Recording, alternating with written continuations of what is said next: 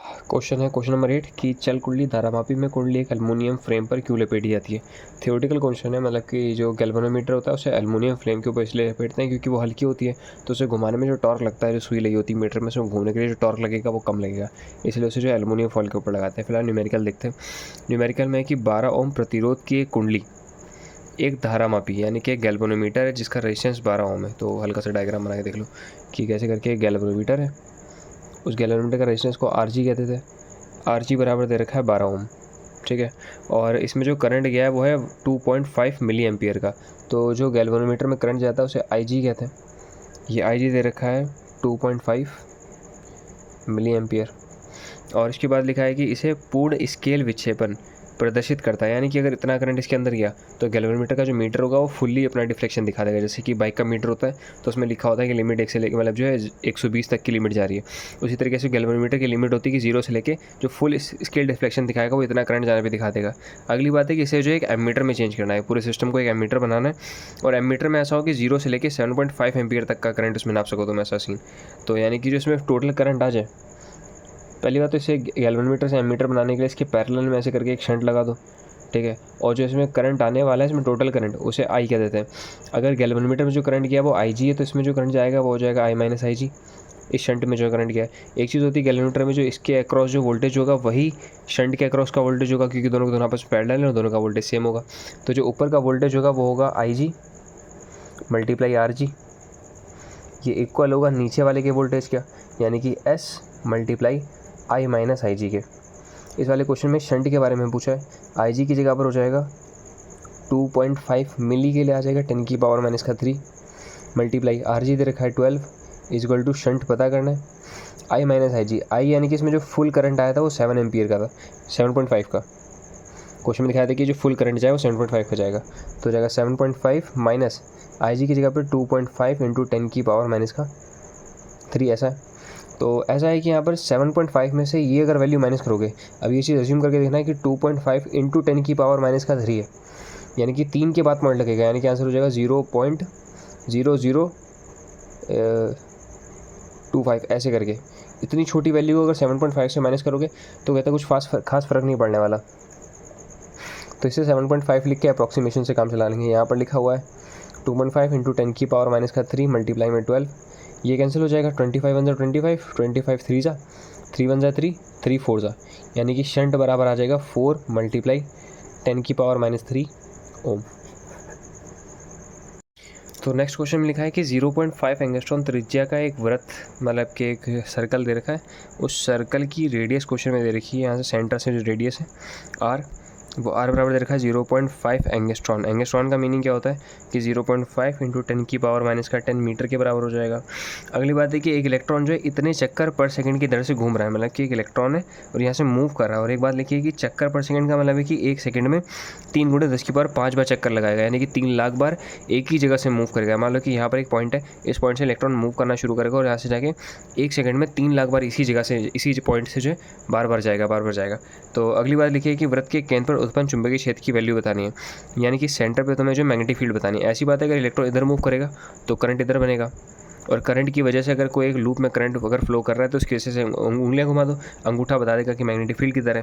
तो magnetic field यानी कि बी की जो वैल्यू होती है वो होता है फॉर्मूला कि μ0I/2R, यही होता है किसी भी एक लूप के सेंटर पर मैग्नेटिक फील्ड का फॉर्मूला। अब यहाँ पर μ0 चाहिए, μ0 तो कांस्टेंट है, सही है, 2 भी सही है, रेडियस पता है, I का मतलब होता है करंट। अब करंट के बारे में इस क्वेश्चन में कुछ नहीं दे रखा, तो करंट निकालना पड़ेगा। अब करंट का सीन क्या होता है, करंट की जो डेफिनेशन है वो सीन होता है किसी एक क्रॉस सेक्शन एरिया से एक सेकंड में कितने आवेश मतलब कि पास हुए उसी को करंट कहते हैं, यानी कि जो Q होता है एक IT वाला फॉर्मूला इसी डेफिनेशन से, और यहाँ से I बराबर आ जाएगा Q/T। और Q के बारे में क्या होता है, Q का मतलब होता है आवेश, कितना आवेश किसी एक क्रॉस सेक्शन से पास हुए।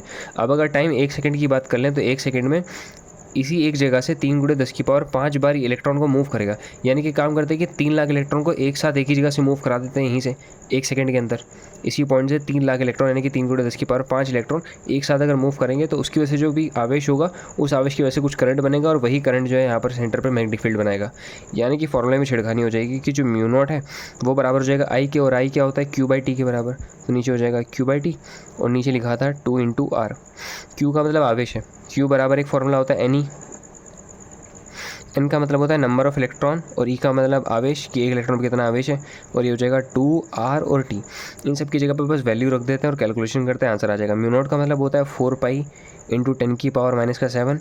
एन का मतलब नंबर ऑफ इलेक्ट्रॉन एक क्रॉस सेक्शन से कितने पास हुए थे, 3 लाख, 3 × 10⁵ ई का मतलब होगा 1.6 इंटू 10⁻⁻19 डिवाइडेड बाई में लिखा है 2 मल्टीप्लाई रेडियस की जगह पे था 0.5 इंटू 10⁻10 और टाइम 1 सेकंड की बात है। यहाँ पर इस पूरी सीन को कैलकुलेट कर लेना। कैलकुलेशन करने के बाद जो आंसर आएगा वो आएगा 6.0288 मल्टीप्लाई 10⁻⁻10 और यूनिट हो जाएगी न्यूटन एम्पियर मीटर।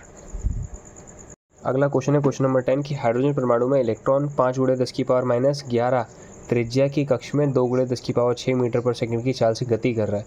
यानी कि एक हाइड्रोजन एटम है, हाइड्रोजन एटम में न्यूक्लियस में एक प्रोटॉन होता है और एक इसकी कक्षा में एक इलेक्ट्रॉन ऐसे करके मूव कर रहा होता है। इस मूव करते हुए इलेक्ट्रॉन की वेलोसिटी क्वेश्चन में गिवन है और इस एटम की रेडियस में गिवन है। दो बातें गिवन है। तो जो रेडियस दे रखी है वह है 5 × 10⁻11 मीटर, तो चेंज तो करना ही नहीं है। और जो वेलोसिटी है वो है 2 × 10⁻6 मीटर पर सेकंड दे रखी है। अगली बात क्वेश्चन में पूछा है क्या है कि परमाणु का चुंबकीय आघूर्ण यानी कि मैग्नेटिक मूवमेंट के बारे में क्वेश्चन पूछा है। मैग्नेटिक मूवमेंट का जो जनरल फार्मूला होता है वो होता है IA के बराबर, और I के बारे में इस क्वेश्चन में कोई भी डाटा दे नहीं रखा। और A का मतलब एरिया तो निकल जाएगा πr² से। जो I है वो क्या होगा, Q होता है IT के बराबर, तो यहाँ से I बराबर हो जाएगा Q/T के बराबर और इंटू दे रखा है एरिया। Q का मतलब होता है आवेश के बारे में क्या सीन है कि इलेक्ट्रॉन मूव कर रहा है, तो यानी कि इसकी जगह पे तो इलेक्ट्रॉन E आ जाएगा। डिवाइड बाई टाइम का मतलब क्या होता है, समय बराबर होता है दूरी बटे चाल। और ऐसा है कि इस जगह पे जो इलेक्ट्रॉन दूरी मूव कर रहा है वो दूरी हो जाएगी 2πr, क्योंकि जब ये मूव करेगा तो इसकी परिधि के अराउंड घूमेगा, तो 2πr हो जाएगा। डिवाइडेड बाई जो चाल इसकी है वो वेलोसिटी v के बराबर, तो टाइम की जगह पर आ जाएगा 2πr और डिवाइड में जो v होगा वो ऊपर चला जाएगा v इंटू एरिया की जगह हो जाएगा πr²। तो इस वाले पाई से ये वाला पाई कैंसिल हो जाएगा, इस r से वाला r कैंसिल हो जाएगा, यानी कि मैग्नेटिक मूवमेंट का फॉर्मूला बनेगा EVR डिवाइडेड बाई 2 के। E का मतलब हो जाएगा 1.6 इंटू 10⁻⁻19 इंटू वेलोसिटी की जगह हो जाएगा 2 इंटू 10⁻6 इंटू रेडियस की जगह हो जाएगा 5 इंटू 10⁻11 डिवाइडेड बाई दे रखा है 2।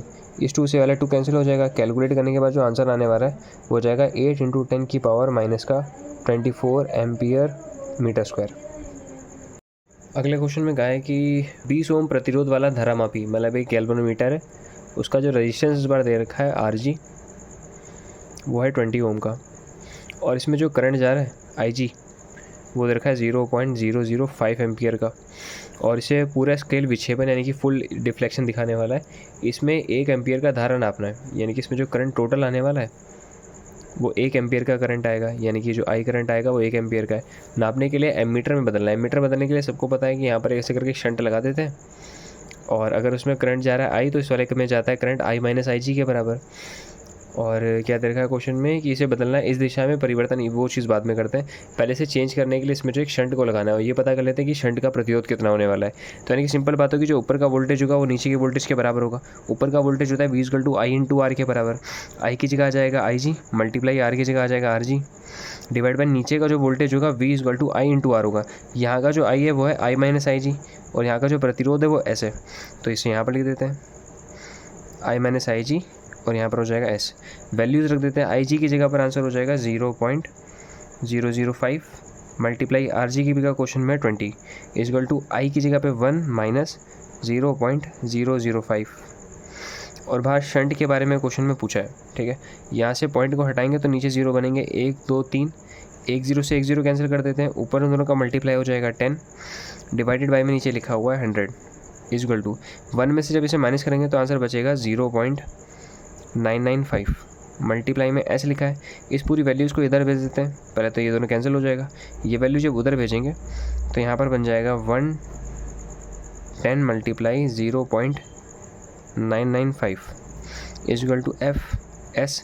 यहाँ से पॉइंट हटाएंगे तो ऊपर भी 1 2 3 0 बनेंगे, 1 0 से 1 0 को कैंसिल कर देते हैं, और उसके बाद यानी कि S बराबर बचेगा ऊपर 100 डिवाइडेड बाई 995, यानी कि हमें एक शंट लगाना है, वो 100/995 ओम का होना चाहिए। अगली बात क्वेश्चन में क्या कही है, इस दिशा में परिवर्तन एमीटर का कुल प्रतिरोध बताओ। अब ये जो पूरा सिस्टम बना है, ये यहाँ से यहाँ तक का, ये पूरा का पूरा एमीटर है। इस पूरे एमीटर का जो रेजिस्टेंस होगा वो कैसे पता चलेगा कि इन दोनों को हटाकर एक लगा लेते हैं इसकी जगह पर, एक इक्विवेलेंट लगाते हैं, आर इक्विवेलेंट, वही इस पूरे एमीटर का जो है रेजिस्टेंस हो जाएगा। अब उसके लिए क्या करना पड़ेगा, इन दोनों में पैरेलल वाला फॉर्मूला लगाना पड़ेगा। पैरेलल फॉर्मूले में क्या होता है, जो आर इक्विवेलेंट होता है ऊपर दोनों का मल्टीप्लाई कर दो, यानी कि 20 का मल्टीप्लाई करना है 100 डिवाइड बाई 995 के साथ में, और नीचे दोनों बंदों को जोड़ दो, 20 प्लस 100/995। इसके नीचे एक मान लेते हैं, नीचे नीचे गुड़ा और कैची गुड़ा वाला सीन कर देते हैं नीचे, तो नीचे हो जाएगा 995 और ऊपर हो जाएगा 20 मल्टीप्लाई 995 प्लस का 100, और ऊपर यहाँ पर भी जो कुछ कैंसिल हो जाएगा कैंसिल कर देना, ये हो जाएगा 2000 डिवाइडेड बाई 995। तो ये 995 कैंसिल हो जाएगा, ऊपर बचा है 2000 और नीचे इन दोनों का मल्टीप्लाई कर देंगे, और मल्टीप्लाई करने के बाद अगर ये ऐड कर देंगे तो उसके बाद आंसर हो जाएगा 20000 4 जीरोज आएंगे। तो इसे कैंसिल करने के बाद आंसर बचेगा 1/10। 1/10 का मतलब होता है 0.1 ओम। बस ये आंसर। क्वेश्चन नंबर 12 में कहा है कि बायो-सेवर्ट का नियम लिखना है। इतना तो थ्योरेटिकल होगा, इसके बाद न्यूमेरिकल लिखते हैं। किसी 20 सेंटीमीटर त्रिज्या का एक लूप है, मतलब कि कैसे करके सर्कल का लूप दे रखा है। इसकी रेडियस क्वेश्चन में गिवन है कि रेडियस बराबर है 20 सेंटीमीटर। सेंटीमीटर को पहले मीटर में चेंज करने के लिए 10⁻⁻2 से मल्टीप्लाई कर दो। उसके बाद इस क्वेश्चन में देखा है इसमें जो करंट जा रहा है लूप के अंदर आई, वो दे रखा है 4 एम्पियर का। प्रोवाइडर लूप के केंद्र पर यानी कि सेंटर में तुम्हें मैग्नेटिक फील्ड के बारे में पूछा है। तो सेंटर में किसी लूप का जो मैग्नेटिक फील्ड का फॉर्मूला होता है वो होता है μ0 I/2R के बराबर, और μ0 का मतलब होता है 4 पाई इंटू 10⁻⁻7 मल्टीप्लाई जो करंट दे रखा है वो है 4 डिवाइडेड बाई में लिखा है 2 इंटू रेडियस, रेडियस है 20 इंटू 10⁻⁻2। इस पूरी सॉल्यूशन करने के बाद जो आंसर आएगा वो आएगा 1.256 इंटू 10⁻⁵ वेबर पर मीटर स्क्वायर। तो क्वेश्चन नंबर 13 में कहा है कि एक लंबे सीधे तार में 2 एम्पियर की धारा प्रवाहित हो रही है, मतलब कि कैसे करके सीधा तार है और लंबा मतलब कि इन्फिनिटी जा रहा है, ऐसा बता रखा है। और इसमें जो करंट मूव हो रहा है आई, वो दे रखा है 2 एम्पियर का। उसके बाद लिखा है कि एक इलेक्ट्रॉन 4 × 10⁻⁴ मीटर पर सेकंड के वेग से तार के समांतर 0.1 मीटर की दूरी पर गतिमान है, यानी कि इस तार से 0.1 मीटर दूर एक इलेक्ट्रॉन है जो कि इस तार के समांतर मूव कर रहा है, यानी कि ऐसे ही समांतर मूव कर रहा है, और जिसकी वेलोसिटी v दे रखी है क्वेश्चन में 4 × 10⁻⁴ मीटर पर सेकेंड। इलेक्ट्रॉन पर लगने वाले बल के बारे में बताना है। अब ऐसा है कि हम थ्योरी के हिसाब से पता है, जब कभी भी एक आवेश होता है और मैग्नेटिक फील्ड इधर होती है और किसी v वेलोसिटी से थीटा एंगल पे मूव करता है तो उस पर फोर्स लगता है। फोर्स की वैल्यू होती है QVB साइन थीटा के बराबर। इस वाले इलेक्ट्रॉन में फोर्स पता करना है। फोर्स के लिए Q पता है, V पता है, साइन थीटा यहाँ पर पैरेलल हो जाएगा। बस यहाँ पर सीन जो है बी के बारे में पता करना है। तो बी कैसा आएगा, बी निकालना पड़ेगा इस तार की वजह से। एक तार की वजह से डी दूरी पे जाके किसी पॉइंट पे जो मैग्नेटिक फील्ड का फॉर्मूला होता है वो होता है B = μ0/2π I/d के बराबर। ठीक, यहाँ से मैग्नेटिक फील्ड आएगी, उस मैग्नेटिक फील्ड को यहाँ पर ला के रख देंगे, फिर सॉल्व करना है और काम खत्म। तो यहाँ से B बराबर हो जाएगा μ0/2π का मतलब हो जाएगा 2 × 10⁻⁻7 मल्टीप्लाई करंट दे रखा है 2 डिवाइड बाई दूरी जो है यहाँ से यहाँ तक की वो है 0.1। ठीक, इस पॉइंट को हटाएंगे, ऊपर एक जीरो बनेगा, ऊपर 7 जीरो थे -7, तो ऊपर बचेगा 10⁻⁻6 और मल्टीप्लाई में बचेगा 4। तो ये तो मैग्नेटिक फील्ड आ गई। अब फोर्स पता करना है। फोर्स का फॉर्मूला था F = QVB साइन थीटा की जगह लिखा जाता है V और B के बीच का एंगल। वेलोसिटी ऊपर की तरफ है और B की तरफ का अंगूठा ऊपर है, उंगली जब इधर लगाएंगे तो इस तरफ क्रॉस होने वाला है, इस पूरे एरिया में क्रॉस होगा। तो क्रॉस अंदर की तरफ है, वेलोसिटी बाहर की तरफ है, तो दोनों के बीच में एंगल 90 आ जाएगा। तो यहाँ पर थीटा की जगह आ जाएगा 90 और साइन 90 की वैल्यू 1 होती है, इसे हटाई दो। तो Q की जगह आ जाएगा 1.6 × 10⁻⁻19 और वेलोसिटी की जगह पर हो जाएगा 4 × 10⁻⁴। मैग्नेटिक फील्ड है 10⁻⁻6 मल्टीप्लाई 4 और साइन 90 की जगह पे 1 हो जाएगा। इन सबको कैलकुलेट करने के बाद जो आंसर आने वाला है फाइनल वो हो जाएगा 1.256 × 10⁻⁻20 और फोर्स है इसलिए लास्ट में यूनिट लगा देंगे न्यूटन। नेक्स्ट क्वेश्चन नंबर 14 दे रखा है कि एक प्रोटॉन है 8 इलेक्ट्रॉन वोल्ट गतिज ऊर्जा से एक समान चुंबकीय क्षेत्र के लंबवत गति कर रहा है। मतलब कि ऐसे एक मान लेते हैं मैग्नेटिक फील्ड अंदर की तरफ क्रॉस की तरफ है और एक प्रोटॉन है जो कि लंबवत मूव कर रहा है, यानी कि इस तरफ वेलोसिटी लेते हैं, कहीं भी ले लो, मतलब एक बेसिकली डायग्राम बना दिया खाली। और उसमें क्या है कि एक न्यूट्रॉन की गतिज ऊर्जा के बारे में बताना है। मतलब कि एक प्रोटॉन की काइनेटिक एनर्जी तो पता है, kinetic energy of proton is equal to 8 electron volt, और काइनेटिक एनर्जी ऑफ न्यूट्रॉन के बारे में क्वेश्चन में पूछा है।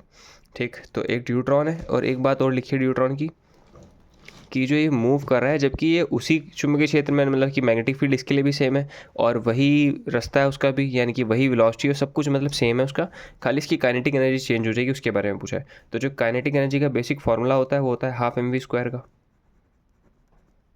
ठीक है, एक बार तो काइनेटिक एनर्जी ऑफ प्रोटॉन लगा दो तो हो जाएगा हाफ मास ऑफ प्रोटॉन और वेलोसिटी का v², और काइनेटिक एनर्जी ऑफ न्यूट्रॉन लगा दो हाफ मास ऑफ न्यूट्रॉन और वेलोसिटी का स्क्वायर।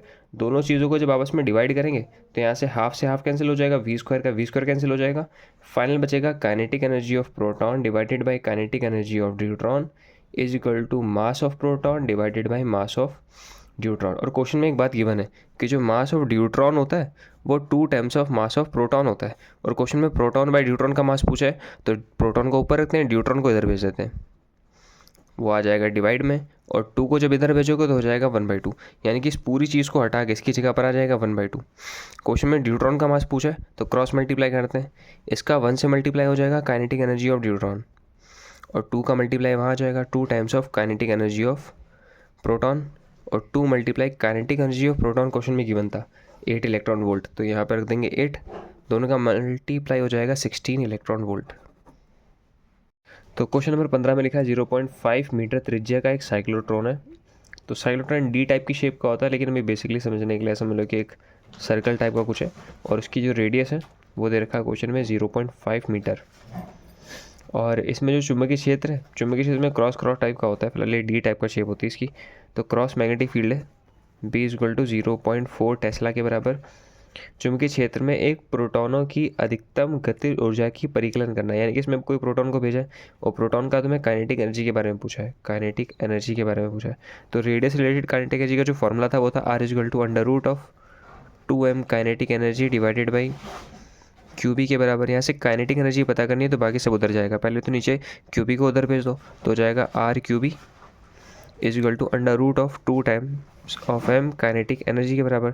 दोनों तरफ स्क्वायर करने पर यहाँ बनेगा R² Q² B² = 2m kinetic energy के बराबर। और यहाँ से काइनेटिक एनर्जी निकालना है तो 2m को इधर भेज देते हैं, तो काइनेटिक एनर्जी का फॉर्मूला बनेगा R² Q² B² divided by 2m। अब सारी वैल्यूज़ को यहाँ पर पुट करना है, सॉल्व करना है, आंसर बस। रेडियस बराबर 0.5 दिया है, स्क्वायर है, इसका मतलब सिर्फ 2 बार लिखना है, 0.5 मल्टीप्लाई Q का मतलब चार्ज है, क्वेश्चन में यहाँ पर प्रोटॉन की बात करिए, यानी चार्ज की जगह पे हो जाएगा 1.6 × 10⁻⁻⁻19, अगेन 1.6 × 10⁻⁻⁻19 क्योंकि स्क्वायर लगा हुआ था, और B की जगह पर है 0.4, तो 0.4 मल्टीप्लाई 0.4। सब कुछ 2 बार इसलिए लिखा है क्योंकि सबके ऊपर स्क्वायर लगा है। नीचे 2 है और m लिखना है, m का मतलब है मास of proton. Mass of proton होता है 1.67 × 10⁻⁻27 के बराबर। अब काइनेटिक एनर्जी बराबर होगा ये 0.5 और जितनी भी गिनती हैं सबको पहले एक तरफ ले आते हैं, 1.6 0.4 डिवाइडेड बाई 2 1.7 ऐसा, और 10 की पावर सब एक तरफ हो जाएगी -19 और 27 जब ऊपर जाएगा तो जाएगा प्लस का 27। ठीक, ये 1.67 लगभग उसी के पास आ रहा है, तो इसे ऐसे करके कैंसिल आउट कर सकते हो। और यहाँ से पॉइंट हटाएंगे, नीचे एक 0 बनेगा, यहाँ से पॉइंट हटाएंगे, नीचे एक 0 बनेगा, 5 1 ज़ा 5 2 ज़ा 5 1 ज़ा 5 2 ज़ा, और ये पूरा कैंसिल होगा 0.14 पे, और अगेन 2 1 ज़ा 2, ये हो जाएगा 0.2, और कटने वाला नीचे तो कुछ बचा नहीं, ऊपर क्या बच रहा है फाइनल, ऊपर बच रहा है एक तो 0.1 मल्टीप्लाई बाई 0.2 मल्टीप्लाई 10 की पावर्स बची खाली, 10 की पावर -19 का मतलब हो जाएगा माइनस का 38, प्लस का हो जाएगा 27, और यहाँ से पॉइंट हटाएंगे, यहाँ से पॉइंट हटाएंगे, नीचे 2 0 बनेंगे इन दोनों की वजह से। इन दोनों 0 को जब ऊपर लेके जाएंगे तो माइनस के हो जाएंगे, यानी कि यहाँ पर बचा 2 मल्टीप्लाई 10 की पावर माइनस का ये 11 था, और 2 0 और ऊपर गए तो माइनस का 2, यानी हो जाएगा 2 × 10 की पावर माइनस का 13 जूल। क्वेश्चन नंबर 16 दिया है कि एक चुंबक की अक्षीय स्थिति पर 10 सेंटीमीटर दूर पर स्थित चुंबकीय क्षेत्र की तीव्रता इतनी दे रखी है। चुंबक के चुंबकीय आघूर्ण तथा निरक्षीय स्थिति में 20 सेंटीमीटर की दूरी पर चुंबकीय क्षेत्र की तीव्रता की गणना करें। यानी कि देखो हल्का डायग्राम से समझ लेते हैं। एक ऐसे करके मैग्नेट है और मैग्नेट पे मान लेते हैं कि साउथ इधर है और नॉर्थ इधर है, तो इसका जो मैग्नेटिक मूवमेंट होगा वो साउथ से नॉर्थ की तरफ होगा m। इसके सेंटर से किसी दूरी पर 0.10 सेंटीमीटर की दूरी पर दरअसल एक पॉइंट है। उस पॉइंट पे जो मैग्नेटिक फील्ड है b वो क्वेश्चन में गिवन है, और मैग्नेटिक फील्ड का फॉर्मूला यहाँ पर होता है μ0 2m divide by 4 pi r cube के बराबर। ठीक है, इसे कहते हैं इसका एक्सिस पॉइंट या तो अक्षीय स्थिति, अक्षीय स्थिति को एक्सिस पॉइंट कहते हैं। और एक पॉइंट होता है इसका निरक्षीय स्थिति, यानी कि इसके सेंटर से या तो नीचे या तो ऊपर। उस वाले पॉइंट को निरक्षीय स्थिति कहते हैं, या तो ऊपर या तो नीचे। ऊपर जगह नहीं तो नीचे बना लिया। ठीक है, तो इस वाले पॉइंट पे तुमसे पूछा, और यहाँ से यहाँ तक की दूरी इस बार क्वेश्चन में दे रखी है 20 सेंटीमीटर। देखो क्वेश्चन में यहाँ लिखा है चुंबक का चुंबकीय आघूर्ण तथा उसके निरक्षीय स्थिति में, निरक्षीय स्थिति मतलब कि इक्वेटोरियल पॉइंट पर 20 सेंटीमीटर दूरी पर चुंबकीय क्षेत्र की तीव्रता की गणना करिए। मतलब इस पॉइंट पे तुम्हें पता करना है। ऐसा होता है कि अगर मैग्नेटिक मूवमेंट साउथ से नॉर्थ की तरफ होता है तो एक्सिस पॉइंट पे जो मैग्नेटिक फील्ड होती है वो भी उसी डायरेक्शन में होती है, लेकिन इसके इक्वेटोरियल पॉइंट पे इसकी अपोजिट डायरेक्शन में होती है। क्योंकि मैग्नेटिक मूवमेंट उधर है तो मैग्नेटिक फील्ड जो होगी वो इस तरफ हो जाएगी। इसे कहते हैं BE। ई का मतलब हो जाएगा इक्वेटोरियल पॉइंट। तो यहाँ पर जो फॉर्मूला होता है वो होता है μ0 m/4 पाई आर क्यूब के बराबर। ठीक है, तो इस वाले क्वेश्चन में पहले तो यहाँ से तुम्हें बी के बारे में गिवन है और ये सब तो कांस्टेंट बातें पता ही है। यहाँ से m निकाल लेते हैं, उस m को लाके यहाँ पर पुट कर देंगे, वैल्यू सॉल्व करेंगे, आंसर आ जाएगा। तो यहाँ से देखो बी तो क्वेश्चन पहली बात तो गिवन है कि ये देखो ऐसा दे रखा है अक्षीय स्थिति पर चुंबकीय क्षेत्र 2 × 10⁻⁻4 है। तो बी की जगह आ जाएगा 2 × 10⁻⁴। μ0/4 पाई की जगह पर आ जाएगा 10⁻⁷। मल्टीप्लाई में लिखा है 2 और मल्टीप्लाई में लिखा हुआ है m, डिवाइडेड बाय में लिखा है r का क्यूब। r का मतलब होता है दूरी।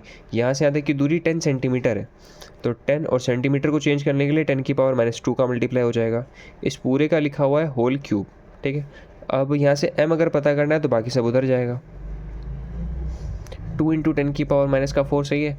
यहाँ पे देखना क्या है, यहाँ पर पावर 1 है और यहाँ पर -2 है, तो यहाँ बचेगा 10⁻⁻1 का होल क्यूब, और इसका होल क्यूब करके आंसर आ जाएगा 10⁻3। और ये पूरी चीज़ डिवाइड में उधर भेजेंगे तो मल्टीप्लाई में आ जाएगी 10⁻3। और 10⁻7 या मल्टीप्लाई में इधर भेजेंगे तो डिवाइड में आ जाएगा 10 ऐसा, और 2 भी डिवाइड में आ जाएगा। सामने वहाँ बराबर में खाली m बचा। अब इन्हें सॉल्व कर लेते हैं। 2 से 2 कैंसिल हो जाएगा, ऊपर बना -7 और इस -7 को जब ऊपर लेके जाएंगे तो प्लस का 7 हो जाएगा, यानी कि m = बचेगा खाली 1 एम्पियर मीटर स्क्वायर। तो ये आ चुका है मैग्नेटिक मूवमेंट। अब यहाँ पर रख देते हैं b एक्सिस आ जाएगा। b इक्वेटोरियल बराबर हो जाएगा μ0/4 पाई, इसकी वैल्यू होती है 10⁻⁷ मल्टीप्लाई m की जगह पर हो जाएगा 1 डिवाइडेड बाई r का मतलब है इस बार यहाँ से लेके यहाँ तक की दूरी। ये क्वेश्चन में दे रखी है 20 सेंटीमीटर। सेंटीमीटर को चेंज करने के लिए 10⁻⁻2 का मल्टीप्लाई, इस पूरे का लिखा हुआ है होल क्यूब। ठीक है, ऊपर तो हो जाएगा 10⁻⁷, नीचे समझना क्या है 20 का मतलब है 2 × 10 और साथ में लिखा है 10⁻⁻2। इन दोनों को सॉल्व करके बचेगा 10⁻⁻1। तो यहाँ होगा 2 × 10⁻⁻1 और इस पूरे का होल क्यूब। तो 2 का क्यूब तो हो जाएगा 8, 10⁻3 का क्यूब हो जाएगा 10⁻3। इस -3 को ऊपर लेके चले जाओ तो b इक्वेटोरियल बराबर हो जाएगा 1/8 मल्टीप्लाई 10⁻⁷, -3 ऊपर जाके हो जाएगा +3, और 1/8 को डिवाइड करने के बाद जो आंसर आएगा वो आएगा 1.25। That is 1.25 × 10⁻⁻4। बस आंसर। तो 3 मार्क्स के क्वेश्चन में पहला क्वेश्चन आ रहा है कि चित्र अनुसार 1 मीटर दूरी पर 0.5 एम्पियर मीटर स्क्वायर चुंबकीय आघूर्ण के 2 समान प्रकार के चुंबक द्विध्रुव के मध्य बिंदु पर P पर चुंबकीय क्षेत्र की तीव्रता पूछी है। मतलब कैसे कहा है कि 2 मैग्नेट है, दोनों मैग्नेट का मैग्नेटिक मूवमेंट सेम है। मैग्नेटिक मूवमेंट क्या होता है, साउथ से नॉर्थ की तरफ होता है और यहाँ भी साउथ से नॉर्थ की तरफ होता है। दोनों का मैग्नेटिक मूवमेंट m और यहाँ पर भी m है। m की वैल्यू क्वेश्चन में गिवन है, m = 0.5 एम्पियर मीटर स्क्वायर, और यहाँ से यहाँ तक की जो दूरी है वो 1 मीटर है। 1 मीटर इसके सेंटर वाला कोई पॉइंट है P। इस P वाले पॉइंट पे तुम्हें मैग्नेटिक फील्ड पूछी है इन दोनों की वजह से। और अगर ये सेंटर पे यानी कि यहाँ से यहाँ तक की जो दूरी होगी और यहाँ से यहाँ तक की जो दूरी होगी वो सेम होगी, दोनों के लिए सेम होगी, इस दूरी को आर कह देते हैं। फिलहाल आर क्या होगा, 0.5 मीटर के बराबर होगा। अभी से आर कह दिया। इस वाले पॉइंट पर पता करना है। अब एक चीज़ समझना क्या है, इस वाले मैग्नेट के लिए ये जो पॉइंट है वो उसका एक्सिस वाला पॉइंट हो जाएगा, और एक्सिस वाले पॉइंट पे मैग्नेटिक मूवमेंट की वजह से जो मैग्नेटिक फील्ड होगी वो इसी तरफ होगी, क्योंकि मैग्नेटिक मूवमेंट इधर है तो मैग्नेटिक फील्ड भी इधर है। इस वाले मैग्नेट के लिए ये हो जाएगा इक्वेटोरियल पॉइंट। अगर मैग्नेटिक मूवमेंट ऊपर से नीचे की तरफ है तो मैग्नेटिक फील्ड नीचे से ऊपर की तरफ होगी।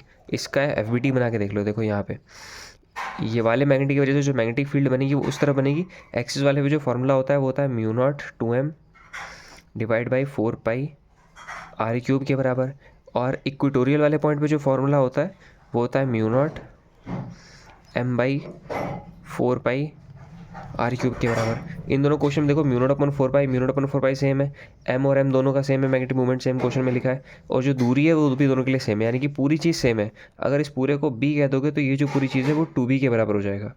सेम वैल्यू है पूरी को, तो क्योंकि यहाँ पर 2 आ रहा है, बाकी सब कुछ सेम है तो उसे b कह दिया तो यहाँ पर 2b हो जाएगा।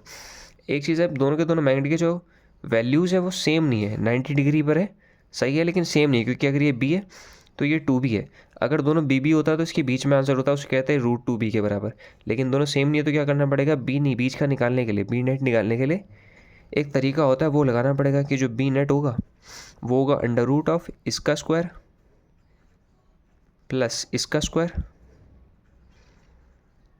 प्लस 2 टाइम्स ऑफ इन दोनों का मल्टीप्लाई, b मल्टीप्लाई 2b। ठीक, इन्हें बस सॉल्व करना पड़ेगा। √Of b square plus 4b²। यहाँ भी देखो 2 और 2 का मल्टीप्लाई 4 हो जाएगा, और b और b का मल्टीप्लाई b² हो जाएगा।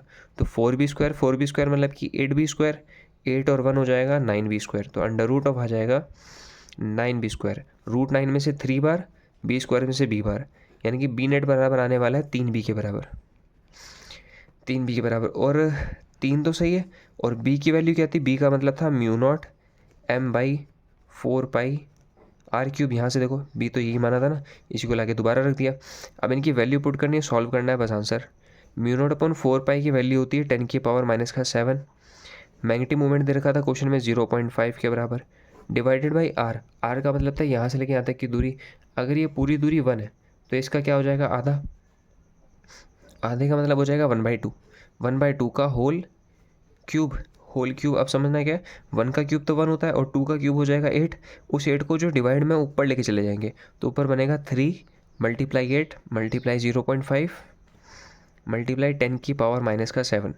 यहाँ से पॉइंट हटाएंगे तो नीचे एक 0 बन जाएगा, 5 1 ज़ा 5, 5 2 ज़ा हो जाएगा, 2 1 ज़ा 2, 2 4 ज़ा हो जाएगा। इन दोनों का मल्टीप्लाई हो जाएगा 12 × 10⁻⁻⁷।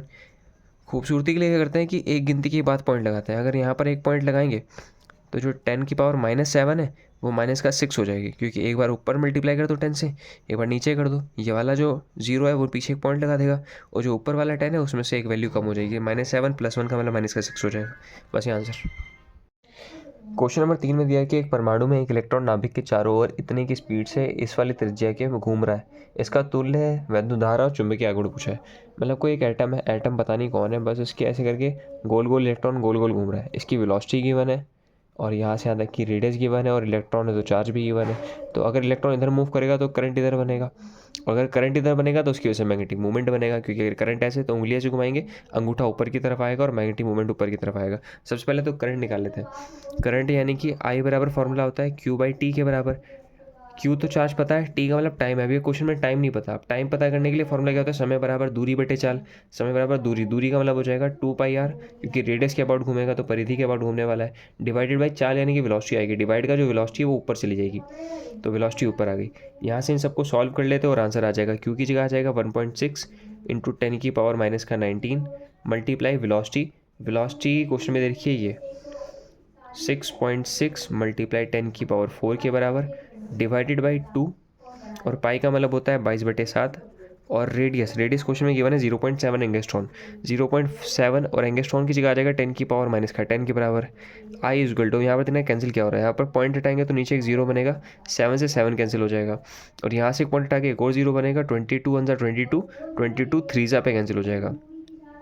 10 की पावर यहाँ से 2 है, 10 की पावर 2 को ऊपर लेके जाएंगे 10 की पावर -2 हो जाएगा, तो ये कैंसिल करके यहाँ पर -2 और ऐड कर लो।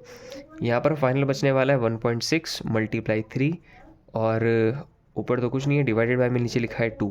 अब 10 की पावर समझ लो, 10 की पावर माइनस का 19 ये रहा, और 10 की पावर एक आ जाएगा प्लस का 4 और 10 की पावर माइनस 12 को ऊपर लेके जाएंगे तो प्लस का 12 हो जाएगा। अब इसे कैंसिल कर लेते हैं, ये पॉइंट हटा दो तो नीचे एक 0 बन जाएगा, 2 1 2, 2 8 हो जाएगा, 8 का 3 से मल्टीप्लाई हो जाएगा, 8 3 24, और डिवाइड बाय में 10 लिखा था, मल्टीप्लाई 10 की पावर माइनस 19 और इन दोनों को जोड़ के हो जाएगा 16 और 19 का मतलब बचेगा माइनस का 3, इसमें पॉइंट लग जाएगा 2.4 इंटू 10 की पावर माइनस का 3 एम्पियर।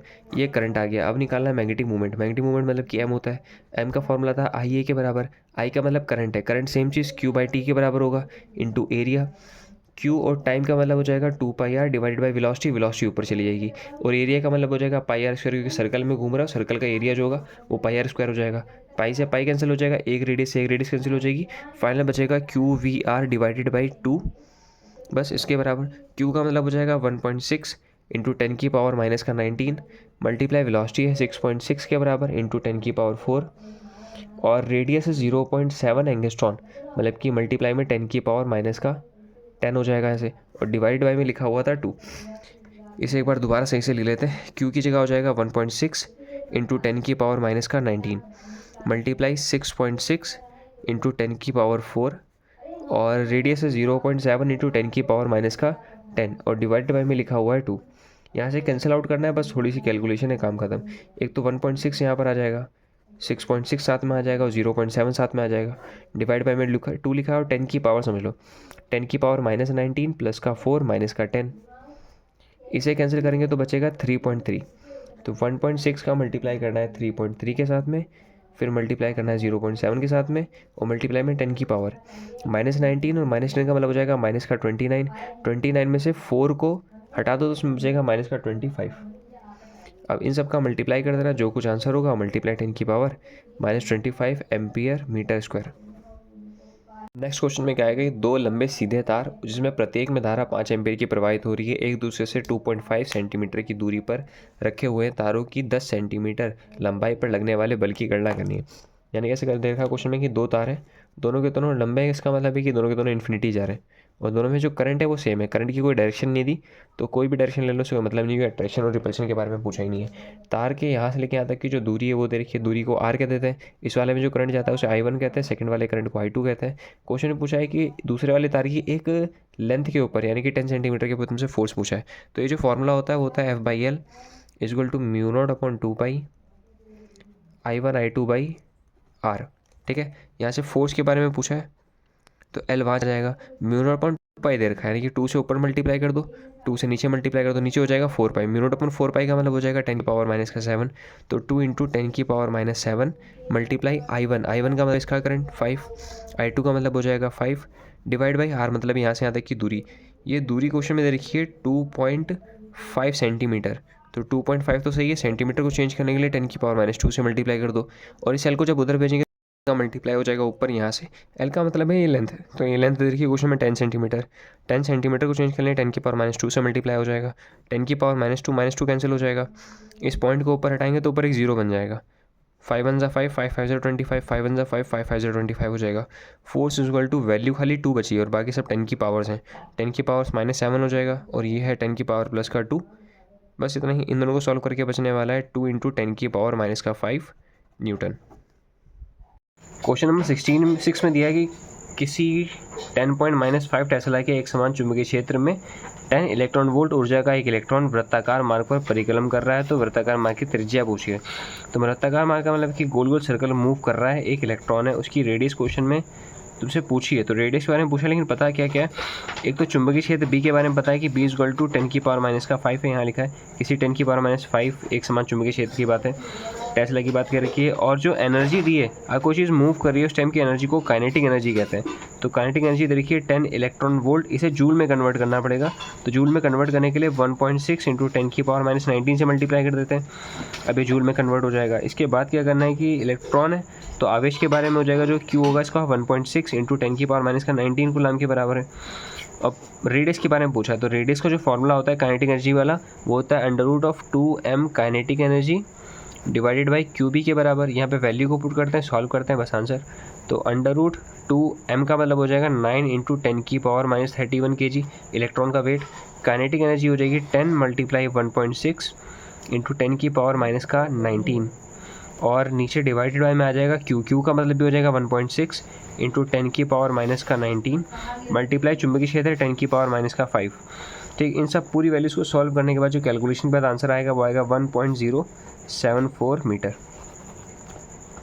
तो क्वेश्चन नंबर 7 में कह रहा है कि एक समान चुंबकीय क्षेत्र में लंबवत प्रवेश करने वाले अल्फा कण तथा प्रोटॉन, मतलब कि दो पार्टिकल्स हैं, एक तो अल्फा पार्टिकल है और दूसरा वाला प्रोटॉन है।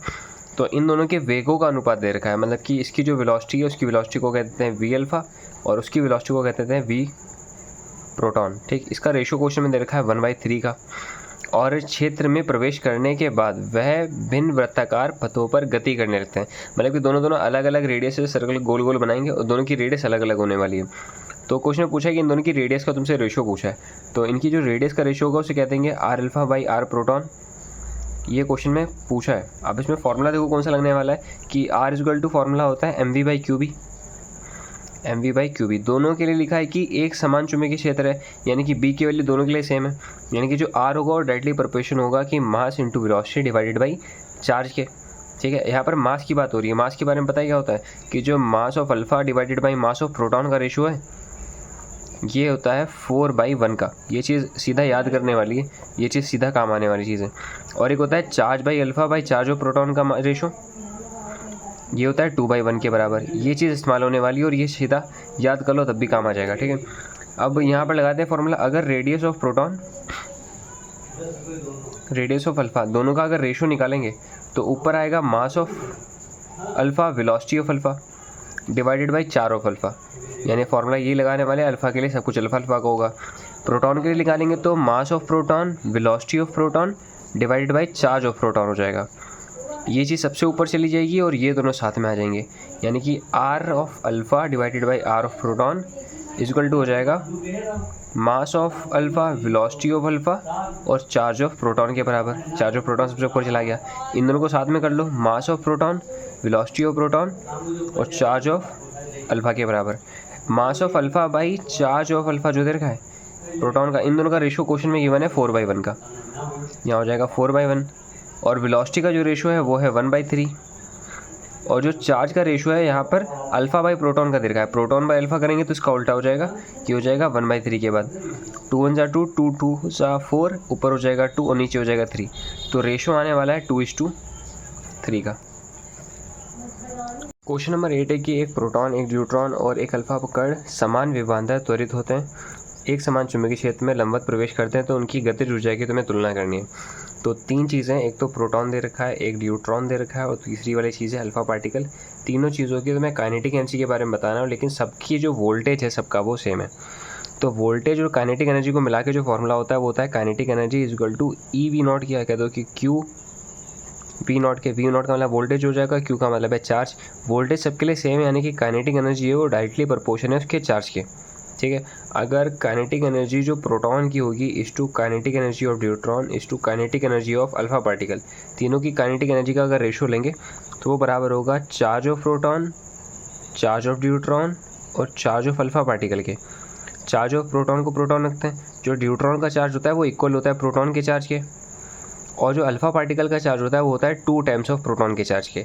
ये सारे सब में से चार्ज ऑफ प्रोटॉन कॉमन आ रहा है, यानी कि आंसर बचेगा 1:1:2 के बराबर। ये सब कैंसिल हो जाएगा, यहाँ पर 1 यहाँ पर 1 यहाँ पर 2। ठीक है, सेकंड पार्ट में क्या कह रहा है, सेकंड पार्ट में कह रहा है कि एक न्यूट्रॉन यदि एक प्रोटॉन के वृत्ताकार मार्ग में त्रिज्या इतनी है, मतलब कि तुम्हें प्रोटॉन की जो है रेडियस पता है, radius of proton equal to 10 centimetre दे रखा है, तो न्यूट्रॉन और अल्फा पार्टिकल की तुम्हें जो है इसकी त्रिज्या बतानी है। त्रिज्या यानी कि रेडियस का फॉर्मूला जो होता है वो होता है mv/qb के बराबर, mv/qb। लेकिन यहाँ से वेलोसिटी की ज़रूरत है, लेकिन वेलोसिटी अपने को पता नहीं है, अपने को काइनेटिक एनर्जी वाला सीन पता है। तो इसका जो काइनेटिक एनर्जी वाला फॉर्मूला है वो है √2m kinetic energy divided by qb के बराबर। अब यहाँ समझना, अगर हम रेडियस ऑफ प्रोटॉन की बात करेंगे तो रेडियस प्रोटॉन का मसला हो जाएगा √2 times of mass of proton kinetic energy of proton divided by charge of proton, और बी तो सबके लिए सेम है, ठीक।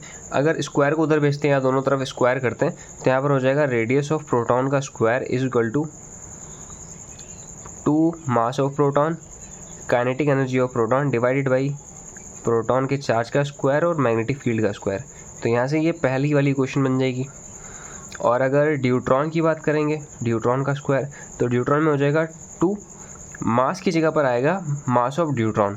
तो जो ड्यूट्रॉन का मास होता है वो प्रोटॉन के मास के 2 गुना होता है, तो यहाँ पर सीधे लिख दो कि 2 times of mass of proton के बराबर होगा। और काइनेटिक एनर्जी की जगह लिख देंगे kinetic energy of deuteron, divided by में लिखना है चार्ज।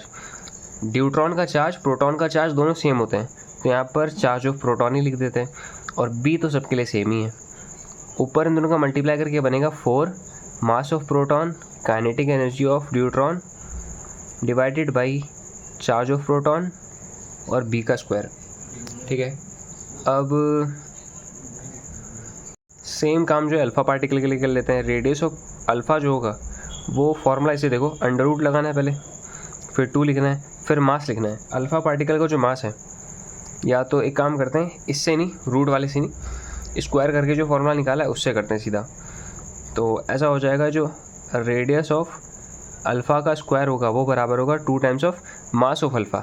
अल्फ़ा का जो मास होता है वो 4 times of mass of proton के बराबर होता है। फिर लिखना है kinetic energy of alpha divide by charge of alpha. Alpha का जो चार्ज होता है वो 2 times of charge of proton के बराबर होता है, और इस पूरे का लिखना है होल स्क्वायर, नीचे लिखना है बी का स्क्वायर। और इनका मल्टीप्लाई कर लेते हैं तो आगे हो जाएगा 8 मास of proton kinetic energy of alpha divided by, यहाँ से आएगा 4 चार्ज ऑफ प्रोटॉन का स्क्वायर और बी का स्क्वायर।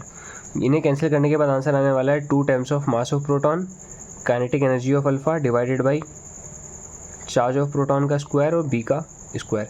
एक इक्वेशन ये बनेगी सेकंड और एक इक्वेशन बनेगी थर्ड, और ये वाली थी फर्स्ट, ठीक है। तो क्वेश्चन में हमें जो रेडियस पता है, रेडियस 10 सेंटीमीटर वो पता है प्रोटॉन के लिए।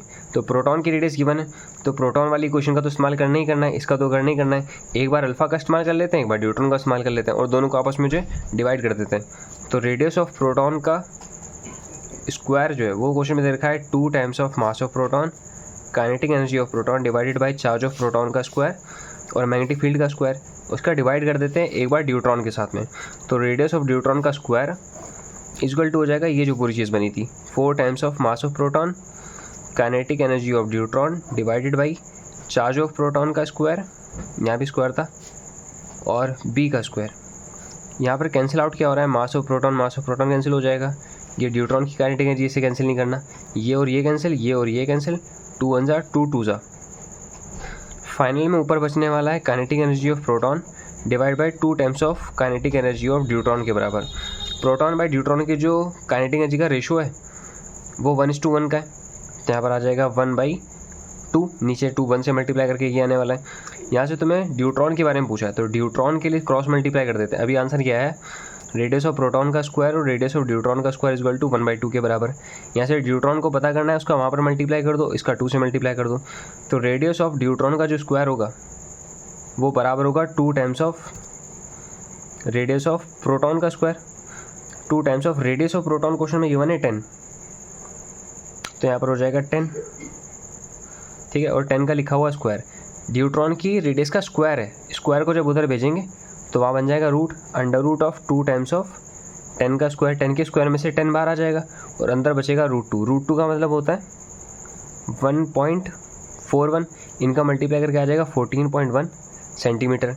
तो एक चीज़ आ गई है, रेडियस ऑफ ड्यूट्रॉन आ गया। बिल्कुल सेम इसी तरीके से रेडियस ऑफ अल्फ़ा पार्टिकल भी निकाल लेते हैं। अल्फ़ा पार्टिकल्स का इस्तेमाल करने के लिए दोबारा प्रोटॉन वाले को तो लेना ही लेना है, और साथ में ये वाली क्वेश्चन को लेते हैं, यानी कि इस चीज़ को और इस चीज़ को। इस बार इन दोनों को डिवाइड कर देते हैं आपस में, तो ये ऐसे हटा देते हैं पहले। तो रेडियस ऑफ प्रोटॉन का स्क्वायर को डिवाइड करना पड़ेगा इस बार रेडियस ऑफ अल्फ़ा के स्क्वायर के साथ में। तो रेडियस ऑफ प्रोटॉन का स्क्वायर मतलब ये पूरी चीज़, 2 times of mass of proton kinetic energy of proton divided by charge of proton का स्क्वायर और बी का स्क्वायर। पूरे के नीचे आ जाएगा ये पूरी चीज़, 2 times of mass of proton kinetic energy of alpha charge of proton का स्क्वायर और बी का स्क्वायर। तो ये पूरी चीज़, ये सब कैंसिल हो जाएगा। ऊपर बचेगा kinetic energy of proton divided by kinetic energy of alpha particle. तो जो इनका रेशो था ये भी क्वेश्चन में गिवन है, प्रोटॉन बाई अल्फ़ा का रेशियो है 1:2 का। ठीक, पहली वाली चीज़ ये प्रोटॉन के लिए और ये वाली चीज़ अल्फ़ा के लिए। जब इन दोनों को डिवाइड करोगे तो आंसर बचेगा 1/2 का। तो इस 1/2 का इस्तेमाल यहाँ पे कर लेते हैं, 1/2। सेम अब फाइनल आंसर आने वाला है कि रेडियस ऑफ प्रोटॉन का square divided by radius of alpha का स्क्वायर इज इक्वल टू 1/2। इस बार क्वेश्चन में दोबारा ये पता करना है, तो इसका मल्टीप्लाई वहाँ कर दो और 2 का मल्टीप्लाई यहाँ कर दो।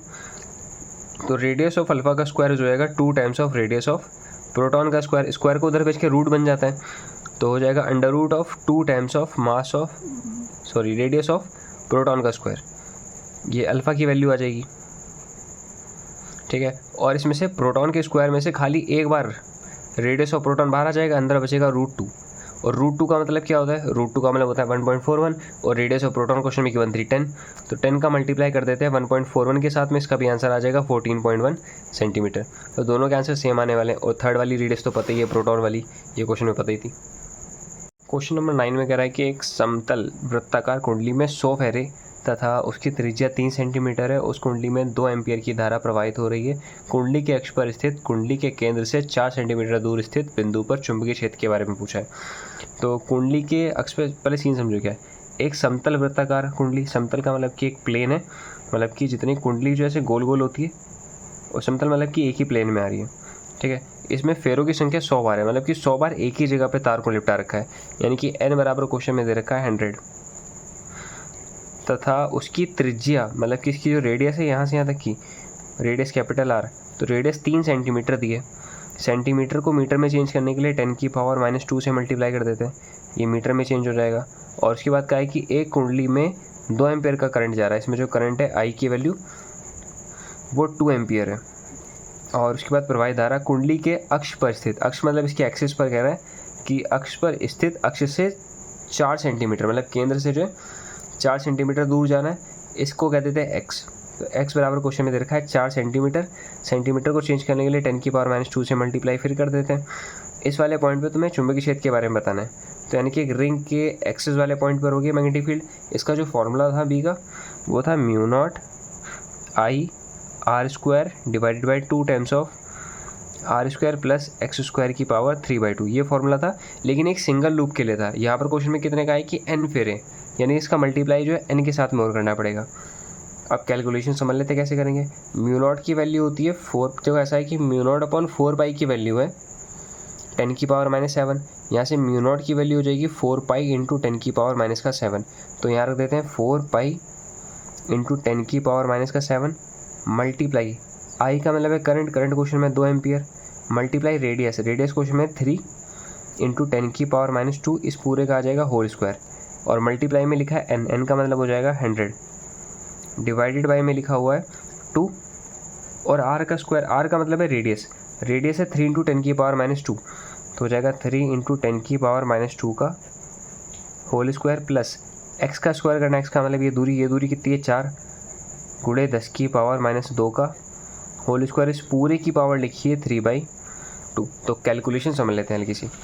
पाई का वैल्यू तो होती है 3.14 वाली, पहले तो 2 से 2 कैंसिल हो जाएगा, b = हो जाएगा 4 मल्टीप्लाई पाई की वैल्यू है 3.14, और ऊपर 3 का जब स्क्वायर करेंगे तो यहाँ से आ जाएगा 9, और 10 की पावर एक पास कर लेते हैं, 10⁻⁻7, फिर यहाँ से आएगा माइनस का 4, और ये 100 का मतलब हो जाएगा प्लस का 2, डिवाइडेड बाई में लिखा है ये 3 का स्क्वायर करके आएगा 9, और 10⁻⁻2 का स्क्वायर करके आएगा 10⁻⁻4, प्लस 4 का स्क्वायर हो जाएगा 16 × 10 की पावर हो जाएगा -4, इस पूरे की पावर है 3/2।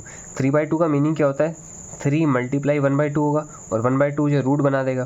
तो एक काम करते हैं, यहाँ पर ऐसे करके बड़ा सा रूट बना देते हैं, और इस पूरे रूट की होल पावर जो है वो क्वेश्चन में है 3। ठीक है, ऊपर क्या है, ऊपर तो है 4 × 3.14 मल्टीप्लाई 9 × 10 की पावर, 10 की पावर हो जाएगा, देखो इसमें से माइनस जाएगा तो -2 हो जाएगा, -2 और -7 का मतलब हो जाएगा -9। नीचे क्या है, नीचे इसे और इसे जोड़ के आने वाला है 25 गुणे 10 की पावर -4, इस पूरे की पावर है 3, और ये पूरा रूट में भी है। ठीक है, तो 25 के रूट में से 5 बाहर आ जाएगा, और 10 की पावर -4 में से 10 की पावर -2 बाहर आ जाएगा, इस पूरे की होल पावर जो है वो है 3। अब इसके बाद तो हल्की सी कैलकुलेशन है खाली कि 5 का क्यूब करने पर 125 होगा और 10 की पावर -2 का क्यूब करने पर 10 की पावर -6 होगा। माइनस इसको ऊपर ले जाओ, प्लस का 6 हो जाएगा। फिर जो कुछ कैंसिल हो रहा है कैंसिल करो और जो कुछ कट रहा है काटो। उसके बाद जो फाइनल आंसर आएगा बी का वो हो जाएगा 9.04 इंटू 10 की पावर -4 न्यूटन पर एम्पियर मीटर। क्वेश्चन नंबर 10 में कह रहा है कि 12 सेंटीमीटर त्रिज्या का एक वृत्ताकार लूप कांच के केंद्र पर उत्पन्न चुंबकीय क्षेत्र B की तीव्रता इतनी दे रखी है। मतलब कह रहा है कि एक लूप है, उस लूप के सेंटर पर इसकी त्रिज्या भी क्वेश्चन में गिवन है, इसकी जो रेडियस है R बराबर क्वेश्चन में दिया है 12 सेंटीमीटर। सेंटीमीटर को चेंज करने के लिए भाई 10 की पावर -2 से मल्टीप्लाई कर दो, ये मीटर में चेंज हो जाएगा। इसके सेंटर पर मैग्नेटिक फील्ड क्वेश्चन में गिवन है, सेंटर पर जो मैग्नेटिक फील्ड है वो है 0.50 इंटू 10 की पावर -4 टेस्ला और इसके केंद्र से 5 सेंटीमीटर की दूरी पर स्थित बिंदु पर तुम्हें पाश की वैल्यू पूछी है। अब यानी कि ये रिंग है, इस बार इसके जो है एक्सिस पर जाकर तुमसे क्वेश्चन में पूछा है कि एक्स दूरी पे जाओ यानी कि 5 सेंटीमीटर पे और इस पॉइंट पे तुमसे पूछा है। लूप सेम है, सेंटर पे मैग्नेटिक फील्ड पता है और जाके एक्सिस पर पूछी है यहाँ पर कितनी होगी। तो एक काम करते हैं, अगर सेंटर पे पता है तो इसका इस्तेमाल भी तो होगा।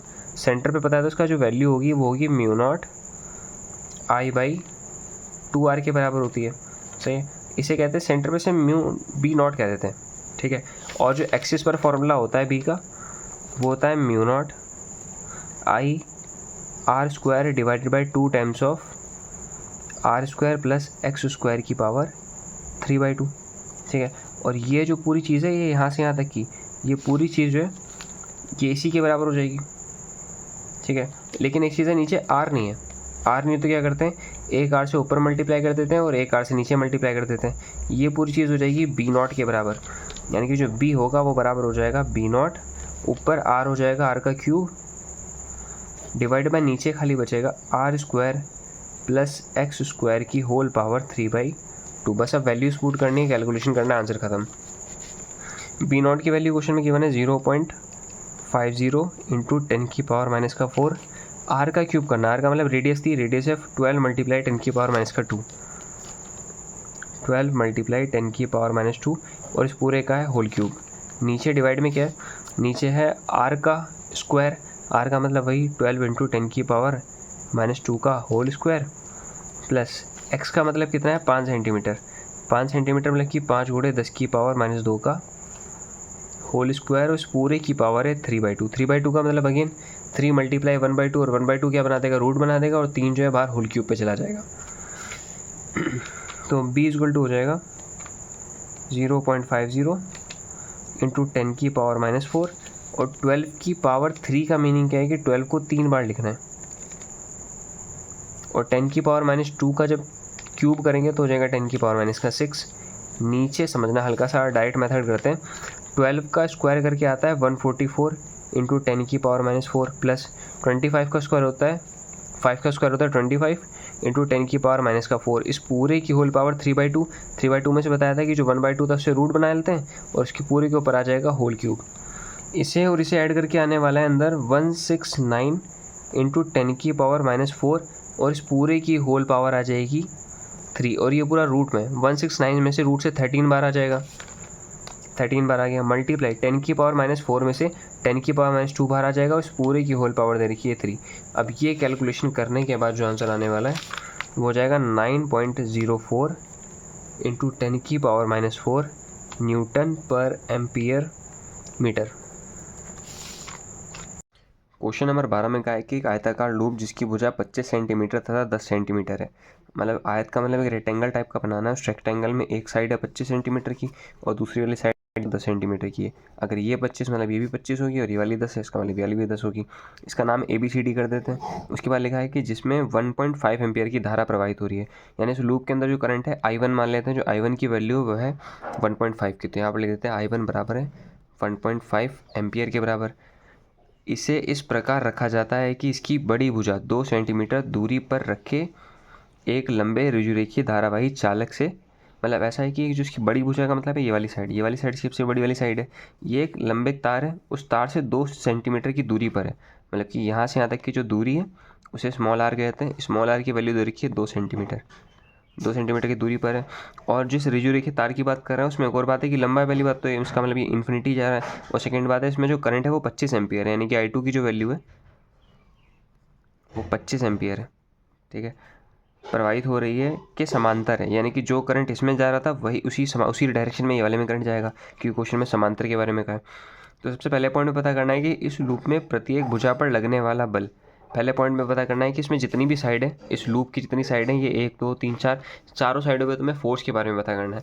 तो सबसे पहले देखते हैं इस पर फोर्स लगी क्यों रहा है। लग इसलिए रहा है, अगर इस तार को अकेले ए बी वाली तार को देखो, खाली ए बी वाले तार में क्या है कि इसमें करंट मूव हो रहा है, और ये एक मैग्नेटिक फील्ड के अंदर है। क्यों मैग्नेटिक फील्ड के अंदर? क्योंकि जो ये तार है इसमें करंट ऊपर की तरफ जा रहा है, तो अंगूठा ऊपर रहेगा, उंगलियाँ जाएंगी अंदर की तरफ, तो अंदर यहाँ पर क्रॉस आने वाला है इस पूरे रीजन में, इस तरफ ये वाले पूरे रीजन में क्रॉस बनेगा, और इस वाले रीजन में डॉट बनेगा। इस रीजन का कोई यूज़ ही नहीं है, इसी वाले रीजन का यूज़ है।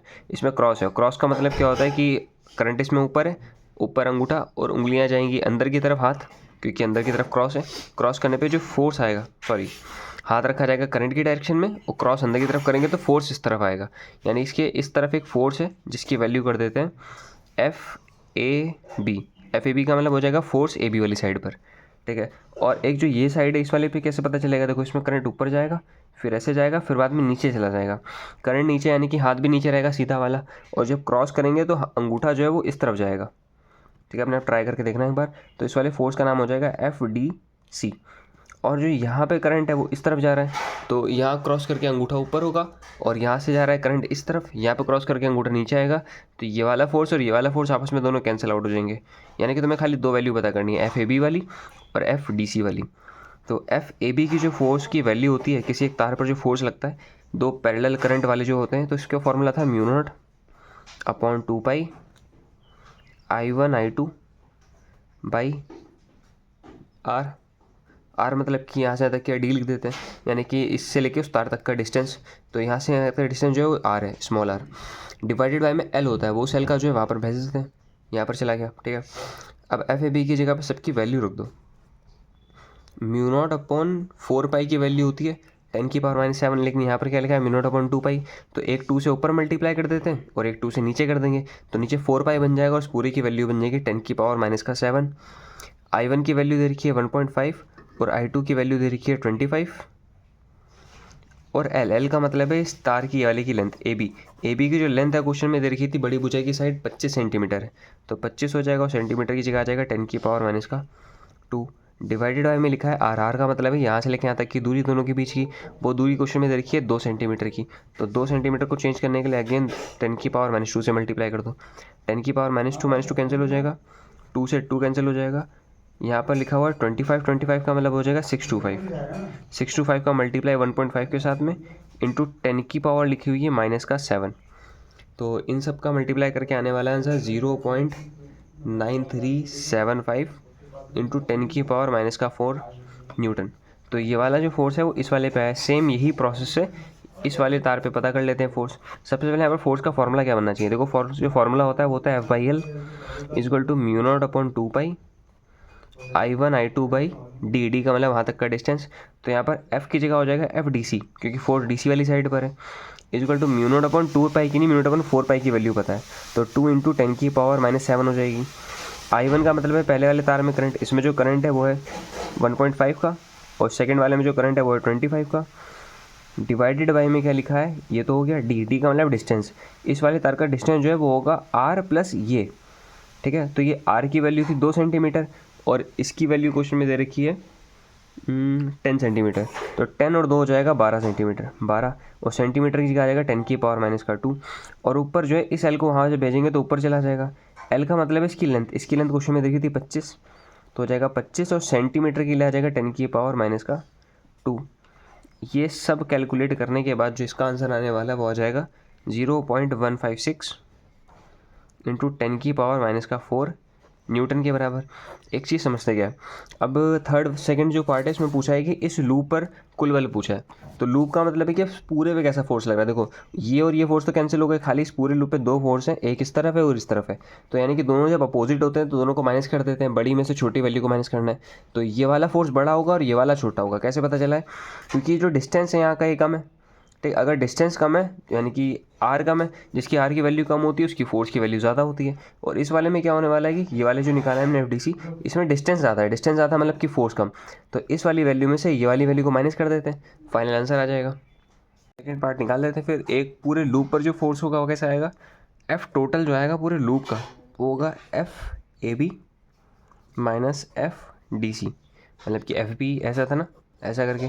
तो जो ए बी वाला साइड का फोर्स था, इस वाले फोर्स में से ये वाले फोर्स को माइनस कर देते हैं, तो दोनों को माइनस करके टोटल फोर्स आ जाएगा। एफ टोटल बराबर एफ ए बी की जो वैल्यू है वो क्वेश्चन में दे रखी थी 0.9375 into 10⁻⁻⁴ minus F D C की वैल्यू है 0.156 इंटू 10⁻⁻⁴। दोनों को पहले तो 10⁻⁻1 आ जाएगा और फिर इसमें से इसे माइनस कर देंगे तो आंसर हो जाएगा 0.7815 इंटू 10⁻⁻⁴। क्योंकि फोर्स है तो यूनिट आ जाएगी यहाँ पर न्यूटन, बस आंसर। क्वेश्चन नंबर 13 में कह रहा है कि एक समान दो वृत्ताकार पथ चित्र अनुसार व्यवस्थित है, मतलब कि डायग्राम दे रखा है कि दो जो है सर्कुलर मतलब ऐसे करके रास्ते दे रखे हैं, एक ये रहा लूप, एक सेकंड वाला लूप ये रहा। दोनों पाश में प्रवाहित धारा एवं उसकी त्रिज्या बराबर है, जिसमें करंट जा रहा है वो भी आई है और जिसमें करंट जा रहा है वो भी आई है। दोनों की त्रिज्या जो रेडियस है उन्होंने ए और ए दे रखी है वो भी बराबर है। बिंदु ओ पर उत्पन्न चुंबकीय क्षेत्र का परिणाम एवं दिशा के बारे में पूछा है, यानी इस वाले पॉइंट पर जो मैग्नेटिक फील्ड होगी, चुंबकीय क्षेत्र मतलब मैग्नेटिक फील्ड, वो पता करनी है। तो इस सेंटर पे पता करना है, तो देख लेते हैं। ऐसा कुछ दे रखा है डायग्राम।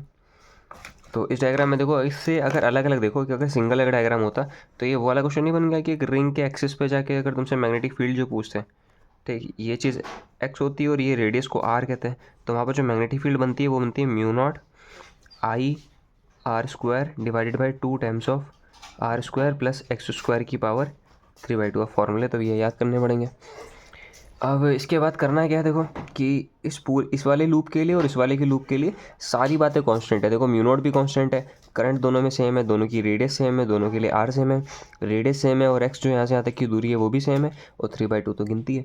तो यानी कि दोनों के लिए सारी बातें सेम आ रही है। अगर ऐसा मान लेते हैं ये लूप फर्स्ट है, अगर ये लूप फर्स्ट है और ये लूप सेकेंड है, तो दोनों लूप की वजह से जो मैग्नेटिक फील्ड बननी है उसका नाम हो जाएगा B1 और B2 और दोनों के दोनों आपस में इक्वल है, तो इस पूरे को B कह देते हैं, ठीक है। और B की वैल्यू इसके हिसाब से क्या होगा, इसके हिसाब से होगा, देखो म्यू नॉट करंट की जगह पे हो जाएगा आई और रेडियस की जगह पे हो जाएगा ए का square divided by 2 times of radius की जगह पर ए का स्क्वायर प्लस एक्स का स्क्वायर, इस पूरे की होल पावर 3/2। ये पूरी वैल्यू है B1 और B2 दोनों की वजह से। अब डायरेक्शन देखते हैं क्या, डायरेक्शन क्या है कि इस वाले लूप में करंट ऐसे जा रहा है, तो यानी कि उंगलियां ऐसे घूमेंगी और अंगूठा किधर आएगा, इधर। तो इस वाले पॉइंट पे जो मैग्नेटिक फील्ड है वो इस तरफ है, उसकी वैल्यू है B1। और इसमें करंट ऐसे, तो ऐसे करंट जाएगा, मतलब कि ऐसे करंट जा रहा है, ठीक, ऐसे करके, और अंगूठा कहाँ पर आ रहा है, ऊपर की तरफ। यानी कि इस पर जो फोर्स लगेगा मैग्नेटिक फोर्स या मैग्नेटिक फील्ड, वो आ जाएगी B2 ऊपर की तरफ। दोनों की वैल्यू सेम है तो इसे भी B कह दो, इसे भी B कह दो। और दोनों के बीच में जब 90 डिग्री होता है तो उसका जो रिजल्ट आता है वो इनके बीच में आता है और वो कितना होता है, √2 B के बराबर होता है। यानी जो टोटल मैग्नेटिक फील्ड आने वाली है वो हो जाएगा √2 इंटू B के बराबर।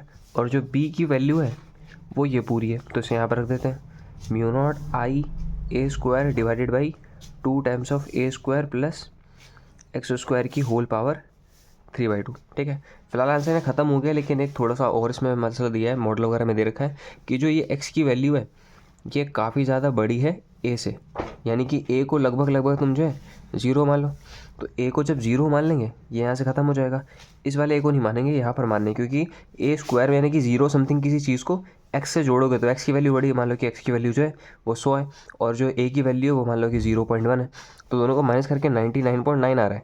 तो इतना फ़र्क नहीं आ रहा है, लेकिन यहाँ पर रखने पे कुछ फ़र्क आ जाएगा, ठीक। तो यहाँ पे 0 मान लेते हैं, तो इसे 0 मानने पे बनेगा x का स्क्वायर, तो नीचे लिखा होगा 2 एक्स स्क्वायर की होल पावर 3/2।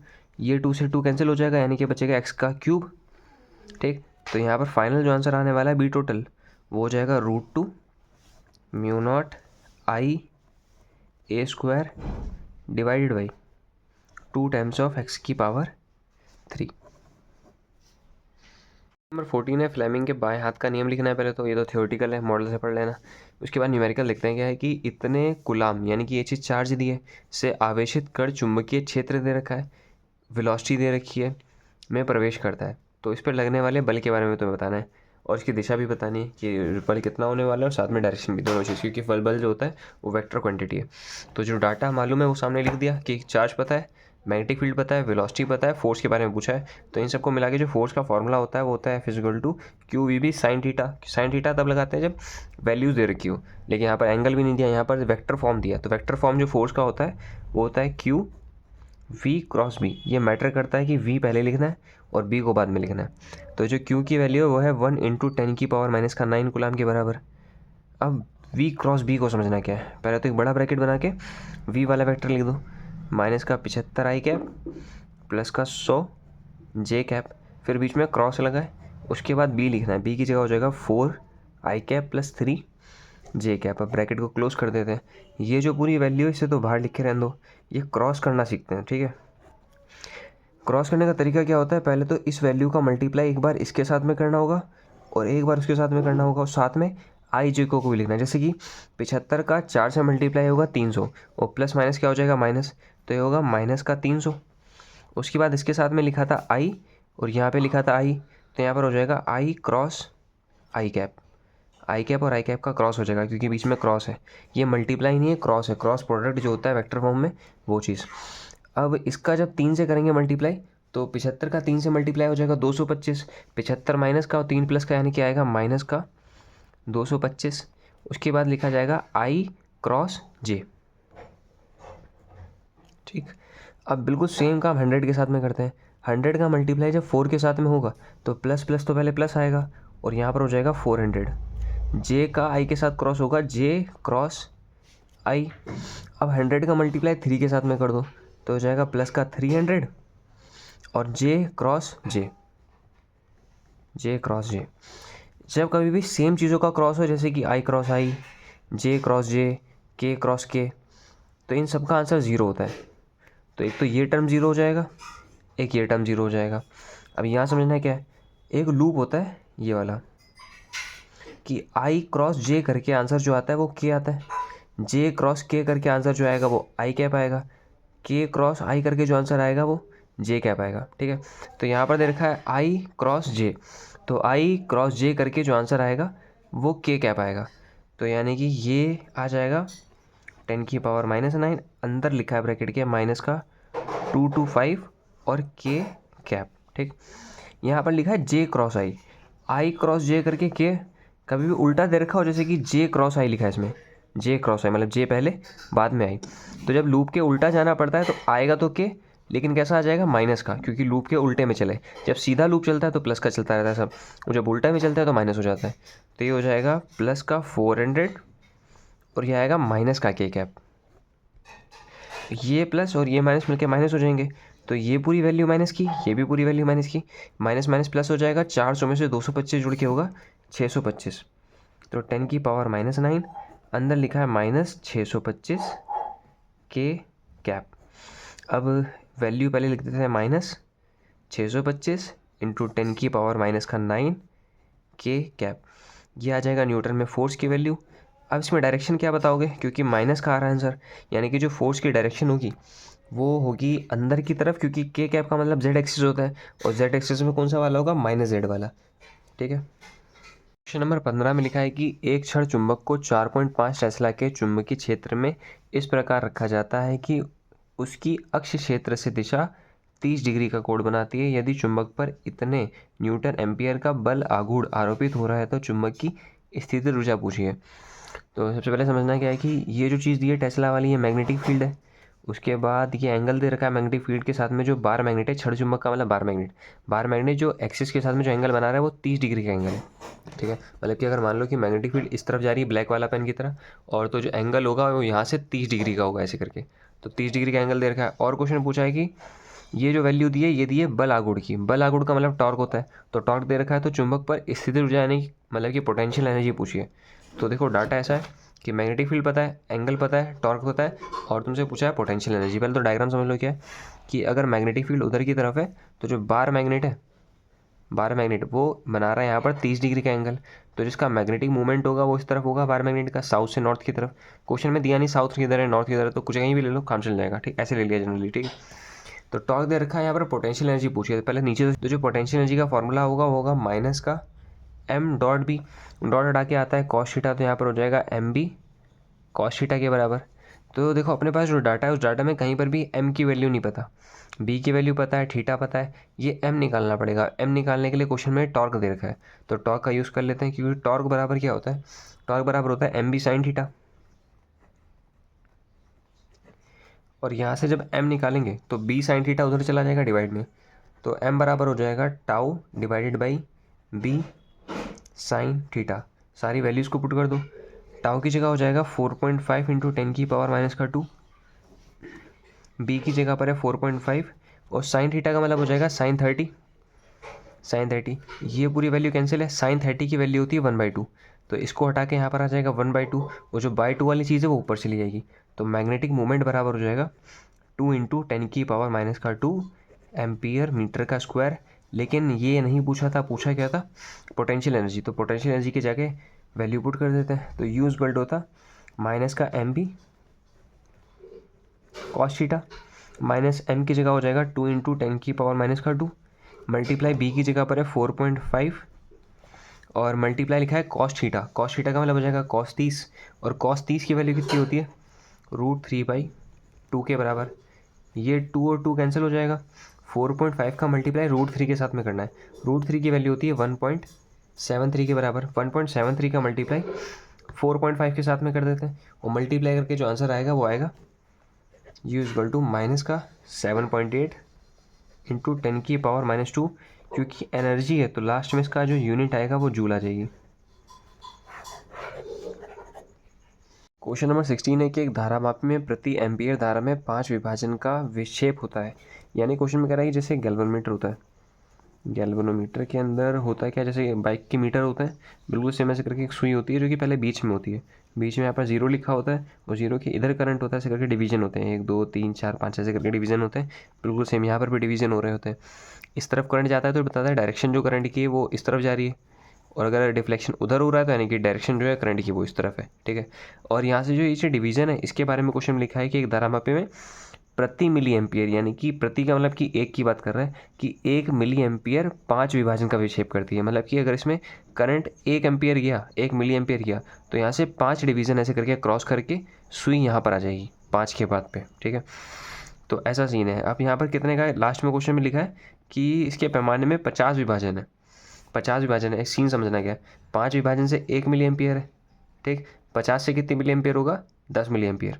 तो ये पता कैसे चलेगा जो, अच्छा एक चीज़ और, 10-50 पे होने वाला क्या है कि जो सुई होगी फुल डिफ्लेक्शन दिखा देगी, मतलब सुई जो बिल्कुल ऐसे करके फुल ऐसे मुड़ जाएगी, यानी कि सर फुल स्केल डिफ्लेक्शन जो होता है उसे IG कहते हैं।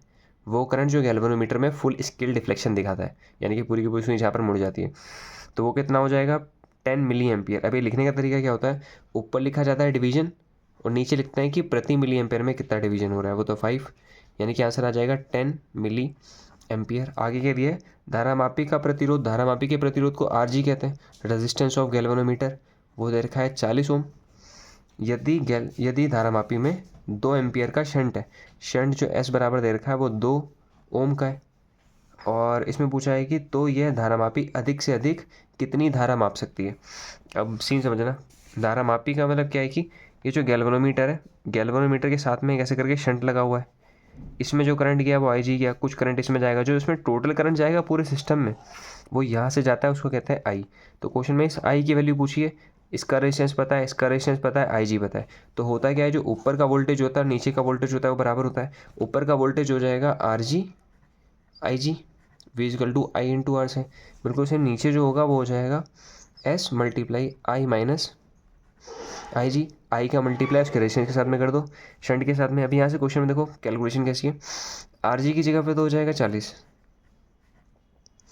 मल्टीप्लाई IG है 10 मिली एम्पियर, मिली के लिए आ जाएगा 10 की पावर माइनस का 3, बराबर में शंट है 2, I क्वेश्चन में पूछा है, और माइनस IG दे रखा है 10 मिली एम्पियर, 10 इंटू 10 की पावर माइनस का 3।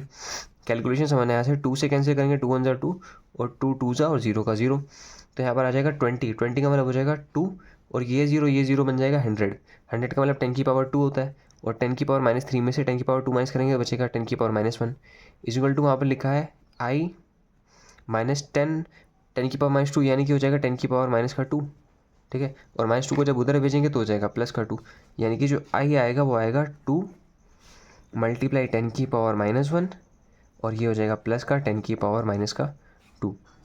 दोनों वैल्यूज़ को माइनस करने के बाद जो आंसर आने वाला है वो हो जाएगा 0.21 एम्पियर। नेक्स्ट क्वेश्चन नंबर 17 दे रखा है कि परस्पर लंबवत रखी आर त्रिज्या के दो संकेंद्रीय वृत्त। संकेंद्रीय का मतलब होता है कि सेम सेंटर वाले, सेम केंद्र वाले, मतलब कि सेंटर वाले सेम रेडियस के, रेडियस दोनों की सेम है और दोनों के दोनों आपस में ऐसे डायग्राम दे रखा है कि ऐसे करके बने हुए हैं, दोनों में समान धारा जा रही है, आई प्रवाहित हो रही है। तो इनका परिणामी चुंबकीय आघूर्ण, चुंबकीय आघूर्ण का मतलब होता है मैग्नेटिक मोमेंट, यानी कि एम का सूत्र तुमसे पूछा है।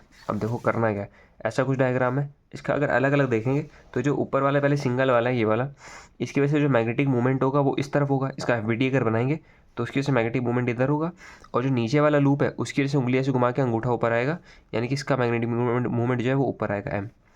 दोनों की वैल्यू सेम होगी क्योंकि देखो मैग्नेटिक मूवमेंट का जो फॉर्मूला होता है वो होता है आई और ए के बराबर।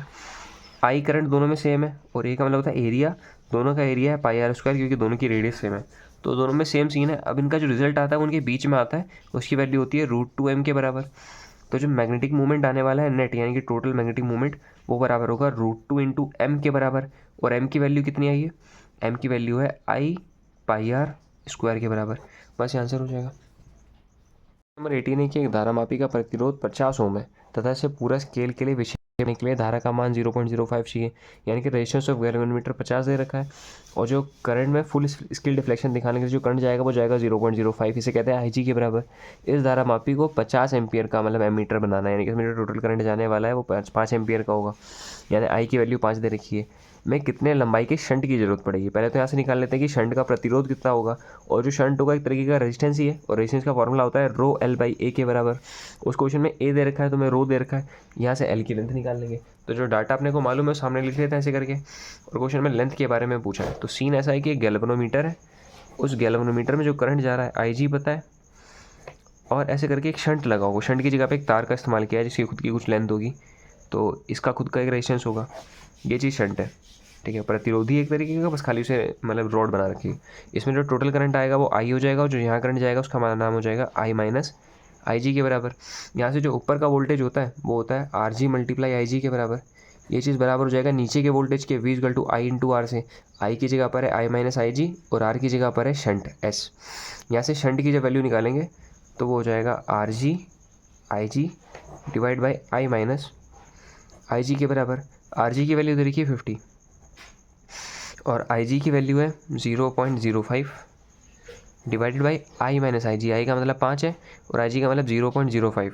तो अब 5 में से इतनी छोटी सी वैल्यू को माइनस करेंगे तो ऑलमोस्ट जो है वो 0 के आसपास है, तो उसे 5 मान लेते हैं। तो ऊपर तो लिखा है 50 मल्टीप्लाई 0.05 और नीचे लिखा हुआ है 5। नीचे पॉइंट को हटाएंगे तो 2 0 बनेंगे, 5 1 ज़ा 5 हो जाएगा और 5 1 ज़ा 5 और डबल 0 आ जाएगा। फिर एक 0 से ये वाला 0 कैंसिल हो जाएगा, 5 1 ज़ा 5 और 5 2 ज़ा, तो 1/2 आंसर आ जाएगा शंट का। S = 1/2 ओम के बराबर आ गया। तो शंट मालूम हो गया, शंट एक तरीके का रेजिस्टेंस है, तो इसका फॉर्मूला क्या होगा ρl/a के बराबर। यहाँ से जब L निकालेंगे तो वो हो जाएगा SA डिवाइडेड बाई रो के बराबर। S का मतलब शंट है जो कि आया 1/2 के बराबर। जो एरिया है वो है क्वेश्चन में 2.97 इंटू 10 की पावर माइनस का 2 सेंटीमीटर स्क्वायर है। पहले तो उसे मीटर में चेंज कर लेते हैं, मीटर में चेंज करने के लिए 10 की पावर -2 से मल्टीप्लाई करते हैं, लेकिन यहाँ पर सेंटीमीटर का स्क्वायर है, मतलब सेंटीमीटर 2 बार है, तो 10 की पावर -2 और 10 की पावर -2 2 बार आएगा, तो हो जाएगा 10 की पावर -4। 10 की पावर -4 तो इसे कन्वर्ट करने के लिए लगा है, और ये -2 पहले से था, तो ये -2 और ये -4 का मतलब हो जाएगा -6। ठीक, तो यहाँ पर क्वेश्चन में आ सकता है कि 2.97 इंटू 10 की पावर -6 ये एरिया हो गया। डिवाइड बाय में लिखना है रेजिस्टिविटी, वो है 5 इंटू 10 की पावर -7, यहाँ पर भी मल्टीप्लाई है। अब जो ये चीज़ दी है 2.97, ये लगभग कहीं ना कहीं 3 के आसपास हो रहा है, तो लेंथ बराबर हो जाएगा, ऊपर 3 मान लेते हैं, 10 की पावर -6, नीचे देखना 5 और 2 का मल्टीप्लाई 10 हो जाएगा। 10 की पावर यहाँ पर 1 है और यहाँ पर है -7, तो इन दोनों को मिलाकर आने वाला है 10 की पावर -6। 10 की पावर -6, 10 की पावर -6 कैंसिल हो जाएगा, तो ये 10 की पावर -6 कैंसिल हो चुका है, यानी कि लेंथ जो बचेगी वो बचेगी 3 मीटर के बराबर। नेक्स्ट क्वेश्चन 5 नंबर का क्वेश्चन है, जो कि क्वेश्चन नंबर 10 है। इसमें क्या दे रखा है कि एक लूप टाइप का है। क्वेश्चन पढ़ लेते हैं एक बार। क्या है क्वेश्चन में लिखा है कि संलयन चित्र में, मतलब साइड में जो चित्र बना हुआ है उसमें एक धारावाही फ्रेम है, फ्रेम का नाम ABC है और सब कुछ जो है वो समबाहु त्रिभुज, समत्रिबाहु, यानी कि सारी की सारी जो साइड है वो बराबर है। साइड की जो लेंथ दे रखी है क्वेश्चन में A दी है। त्रिभुज की आकृति में दिखाया गया है, त्रिभुज की भुजा की लंबाई A है तथा इसमें जो करंट है वो I एम्पियर की है, प्रवाहित हो रही है। त्रिभुज के केंद्र पर चुंबकीय क्षेत्र की तीव्रता के बारे में तुम्हें बताना है। ठीक है, तो चुंबकीय क्षेत्र की तीव्रता यानी मैग्नेटिक फील्ड के बारे में पूछा है इसके सेंटर पर तीनों तार की वजह से पता करेंगे और तीनों तार की जो लेंथ है वो सेम है। एक काम करते हैं कि एक तार से पता कर लेते हैं, उन सबका 3 से मल्टीप्लाई कर देंगे क्योंकि तीनों की तीनों सेम है। डायरेक्शन देखते हैं कि अगर करंट ऊपर है तो अंगूठा ऊपर होगा, इस वाले रीजन में, बाहर वाले रीजन में क्रॉस बनेगा और इधर वाले रीजन में जो होगा वो डॉट आएगा। तो सेंटर पर जो मैग्नेटिक फील्ड होगी डॉट होगी, इसकी वजह से भी मैग्नेटिक फील्ड बाहर आएगी, इसकी वजह से भी मैग्नेटिक फील्ड बाहर आएगी, यानी कि तीनों की वजह से जो मैग्नेटिक फील्ड आ रही है सबके सब बाहर आ रही है, यानी सबको तीनों को ऐड करना पड़ेगा। एक काम करते हैं सिंगल तार से पता कर लेते हैं। एक सिंगल तार का नाम कर देते हैं फर्स्ट, पहला तार है। तो जो मैग्नेटिक फील्ड टोटल आने वाली है वो तीनों तारों की मैग्नेटिक फील्ड को ऐड करके आएगी, B1 plus B2 plus B3, मतलब तीनों तारों को ऐड करके। लेकिन तीनों की वैल्यू सेम होने वाली है तो तुम सीधा इसे 3 भी कह सकते हो। अब B का मतलब है एक सिंगल तार की वजह से मैग्नेटिक फील्ड है। अब ये पता कर लेते हैं, लास्ट में यहाँ पे ला के रख देंगे, बस आंसर आ जाएगा। B पता करने के लिए थोड़ा सा डिटेल में जाना पड़ेगा क्योंकि उसमें डाटा थोड़ा सा कम है। क्वेश्चन में एक तार दिया है, ये वाला तार बना लेते हैं पहले, AB वाला। तो AB वाला तार है, यहाँ पर इसके सेंटर से एक परपेंडिकुलर ड्रॉप किया है। परपेंडिकुलर मतलब यहाँ पर 90 डिग्री है। अगर ये पूरे की लेंथ A है तो यहाँ से पार्टीशन होके ये लेंथ हो जाएगी A/2 के बराबर। और यहाँ से एक ट्रायंगल बना है ऐसे और ऐसे। ये φ1 और φ2 जो लिखा है वो यहाँ के एंगल है। ये वाला एंगल φ1 है और ये वाला एंगल φ2 है। ठीक है, अब ऐसा है कि करंट इसमें ऐसे जा रहा है। ये चीज़ थ्योरी में पढ़ चुके हैं कि अगर सीधा एक तार होता है, तार में दो एंगल θ1 θ2 बने होते हैं, तो उस पर जो मैग्नेटिक फील्ड का फॉर्मूला होता है बी का फॉर्मूला जो होता है इस जगह पर वो होता है B = μ0/4π I/d। फिर लिखते हैं sin θ1 प्लस sin θ2। सबका मीनिंग तो पता ही है, μ0/4π कांस्टेंट है, I का मतलब तार में जो करंट जा रहा है, D का मतलब होता है उस तार से लेके उस पॉइंट तक की दूरी का नाम D होता है, यहाँ से यहाँ तक का। sin θ1 प्लस sin θ2 ये चीज़ें होती हैं इनके एंगल, जो नीचे से एंगल बनना है और एक एंगल ऊपर से जो बनना है। ठीक, अब ये चीज़ों में क्या क्या पता है अपने को, ये चीज़ तो पूरी की पूरी कांस्टेंट है। करंट क्वेश्चन में गिवन है कि करंट क्वेश्चन में I दे रखा है, ये D नहीं पता, D का मतलब यहाँ से यहाँ तक का डिस्टेंस, क्योंकि क्वेश्चन में जो गिवन है वो यहाँ से यहाँ तक की ये दूरी पता है। तो पहली बात तो ये D निकालना पड़ेगा, पहला काम। ठीक, सेकंड काम होने वाला है कि ये sin θ1 और sin θ2 निकाल लेते हैं।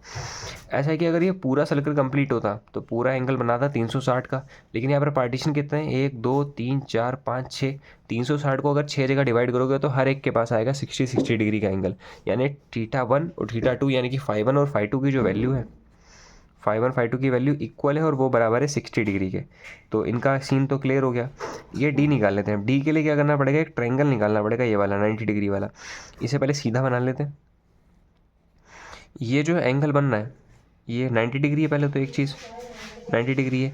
ये जो परपेंडिकुलर है वो φ2 के सामने तो A2 लिखा है, पहले तो φ2 के सामने A/2 लिखा है। और जो सेकेंड साइड बची ये चीज़ डिस्टेंस है D, मतलब यहाँ से यहाँ तक का, मतलब डायग्राम को ऐसे उल्टा बना रखा है, ऐसे करके घुमा के फिर ऐसे लगा लो। ठीक है, ऐसे करके ऐसे घूम के बनाए। तो अब देखो करना क्या, φ2 बराबर क्वेश्चन में दे रखा है 60 डिग्री के बराबर।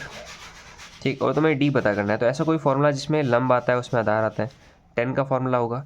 तो यानी कि 10 बराबर क्या हो जाएगा, 1060 = लंब बटे आधार। लंब की जगह पर A/2 और आधार की जगह पर हो जाएगा D। 1060 की वैल्यू होती है √3 के बराबर। D को उधर भेज दो, √3 को इधर भेज दो, तो D बराबर आ जाएगा A/2 √3। डिस्टेंस भी आ गया, यहाँ से यहाँ तक का सब कुछ आ चुका है। अब यहाँ पर B की वैल्यू देखो, फाइनल क्या बनेगी, फाइनल होगी B = μ0/4π। करंट की जगह पर I आ जाएगा और D की जगह पर हो जाएगा A/2 √3। यहाँ पर लिखना है sin 60 और sin 60। sin 60 की वैल्यू होती है √3/2 प्लस यहाँ भी बनेगा √3/2। √3/2 का मतलब ऐड करके क्या आने वाला है, नीचे तो 2 हो जाएगा, ऊपर हो जाएगा 2√3, 2 से 2 कैंसिल, यानी बचेगा खाली √3। तो यहाँ पर बचा √3 के बराबर। ये पूरी वैल्यू जो है वो ऊपर चली जाएगी। ऊपर जाने के बाद बनेगा 2 μ0I मल्टीप्लाई में √3 का मल्टीप्लाई 3 हो जाएगा, डिवाइड बाय में लिखा है 4π A के बराबर। यहाँ 2 1 जा 2 और 2 2 जा हो जाएगा 4, यानी B की जो फाइनल वैल्यू आ रही है एक सिंगल तार की वजह से वो हो जाएगा 3 times of μ0I divide by 2π A।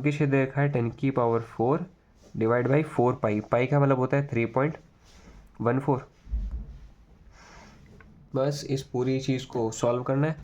Solve करने के बाद जो कुछ आंसर आ जाएगा उन्हें आंसर में नोट कर देना और यहाँ न्यूटन लगा देना। आगे चीज़ है रेडियस। रेडियस आर बराबर होता है mv/क्यूबी के बराबर।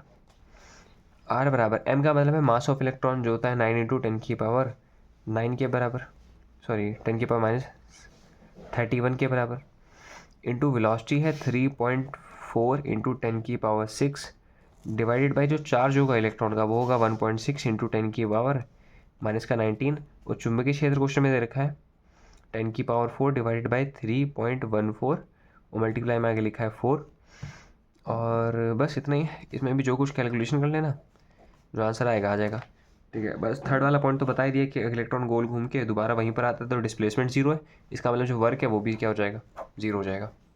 नंबर 12 है कि उस चुंबकीय क्षेत्र की गणना करनी है, मतलब कि मैग्नेटिक फील्ड निकालनी है जिसमें साइक्लोट्रॉन की डिश को रखने पर प्रोटॉन को त्वरित किया जाता है। मतलब एक प्रोटॉन को साइक्लोट्रॉन के अंदर डाल देते हैं और वो गोल गोल घूमना शुरू करता है। उसमें मैग्नेटिक फील्ड होती है और इलेक्ट्रिक फील्ड भी होती है, तो गोल गोल घूमता है। यानी कि वही रेडियस बराबर आर बराबर mv/क्यूबी वाले जितने फॉर्मूले थे सब लग जाएंगे यहाँ पे। और आरोपित आवृत्ति दे रखी है कि 8 मेगा साइकिल पर सेकेंड है। आवृत्ति का मतलब होता है ओमेगा। ओमेगा क्या होता है कि इसने 1 सेकेंड में इतनी साइकिल चलेगा। साइकिल का मतलब है कि चक्कर लगाना, कि अगर एक बार गोल घूम के 1 साइकिल हो गई, 2 बार के लिए 2 साइकिल, 3 के लिए 3 साइकिल। 8 मेगा का मतलब क्या होता है 10⁶, तो यानी कि 80 लाख साइकिल अगर 1 सेकंड में करने वाला है। प्रोटॉन का जो है वेट दे रखा है 1.67 × 10⁻⁻27। तो देखो सॉल्व कैसे होगा। मैग्नेटिक फील्ड क्वेश्चन में पूछिए, ठीक। और साइक्लोट्रॉन के बारे में एक बात बताएगी, जो डिश होती है डी टाइप की, ठीक है। इसमें एक प्रोटॉन को छोड़ा जाएगा और गोल गोल घूमना शुरू करता है, ठीक। तो इसकी रेडियस वाला जो फॉर्मूला था आर बराबर mv/क्यूबी, वो यहाँ पर जो है वैलिड है, ठीक। यहाँ से इस क्वेश्चन से क्या आ जाएगा, बी निकाल लेंगे, ठीक है। और बी बराबर क्या हो जाएगा, mv/QR के बराबर। मास के बारे में पता है, चार्ज के बारे में पता है, वेलोसिटी और रेडियस नहीं पता। उससे क्या करना पड़ेगा, अब ये ओमेगा जो दिया था उससे गेम खेल लेते हैं। ओमेगा होती है साइकिल और ओमेगा का फॉर्मूला होता है 2πr डिवाइडेड बाई टाइम, ठीक। 2π/टाइम, सॉरी 2π/t बराबर हो जाएगा। टाइम बराबर क्या होता है, समय बराबर दूरी बटे चाल। दूरी बटे चाल, तो इलेक्ट्रॉन या प्रोटॉन जो कुछ है अगर वो दूरी कितना लगेगा, 1 साइकिल गोल गोल घूमेगा। और साइकिल का मतलब क्या हो जाएगा, सर्कल। और सर्कल की दूरी क्या होती है 2πr के बराबर। डिवाइड बाय में लिखनी है चाल। चाल क्या होगी, इसकी वेलोसिटी v के बराबर। डिवाइड वाला जो v होगा वो ऊपर चला जाएगा, 2π से 2π कैंसिल, यानी कि जो ओमेगा है वो बराबर आ जाएगा v/r के। तो यहाँ से v/r को हटा के उसकी जगह पे ओमेगा कर देते हैं। b बराबर हो जाएगा m/q और इस पूरे की जगह पर आ जाएगा ओमेगा। बस अब वैल्यूज़ रखनी है और सॉल्व करना है। तो m की जगह पर क्या है, मास of proton. Mass of proton question में है 1.67 और ये क्वेश्चन में गिवन है 27। साइकिल दे रखी है क्वेश्चन में, ओमेगा बराबर 8 मेगा साइकिल पर सेकंड। मेगा का मतलब होता है 10⁻6, तो 8 इंटू 10⁻6 साइकिल 1 सेकंड की बात है। और डिवाइडेड बाई में पूरे आ जाएगा क्यू का मतलब चार्ज है। प्रोटॉन पे चार्ज होता है 1.6 इंटू 10⁻⁻⁻19। ये सब सॉल्व कर लेना और जो आंसर आएगा टेस्ला में आंसर।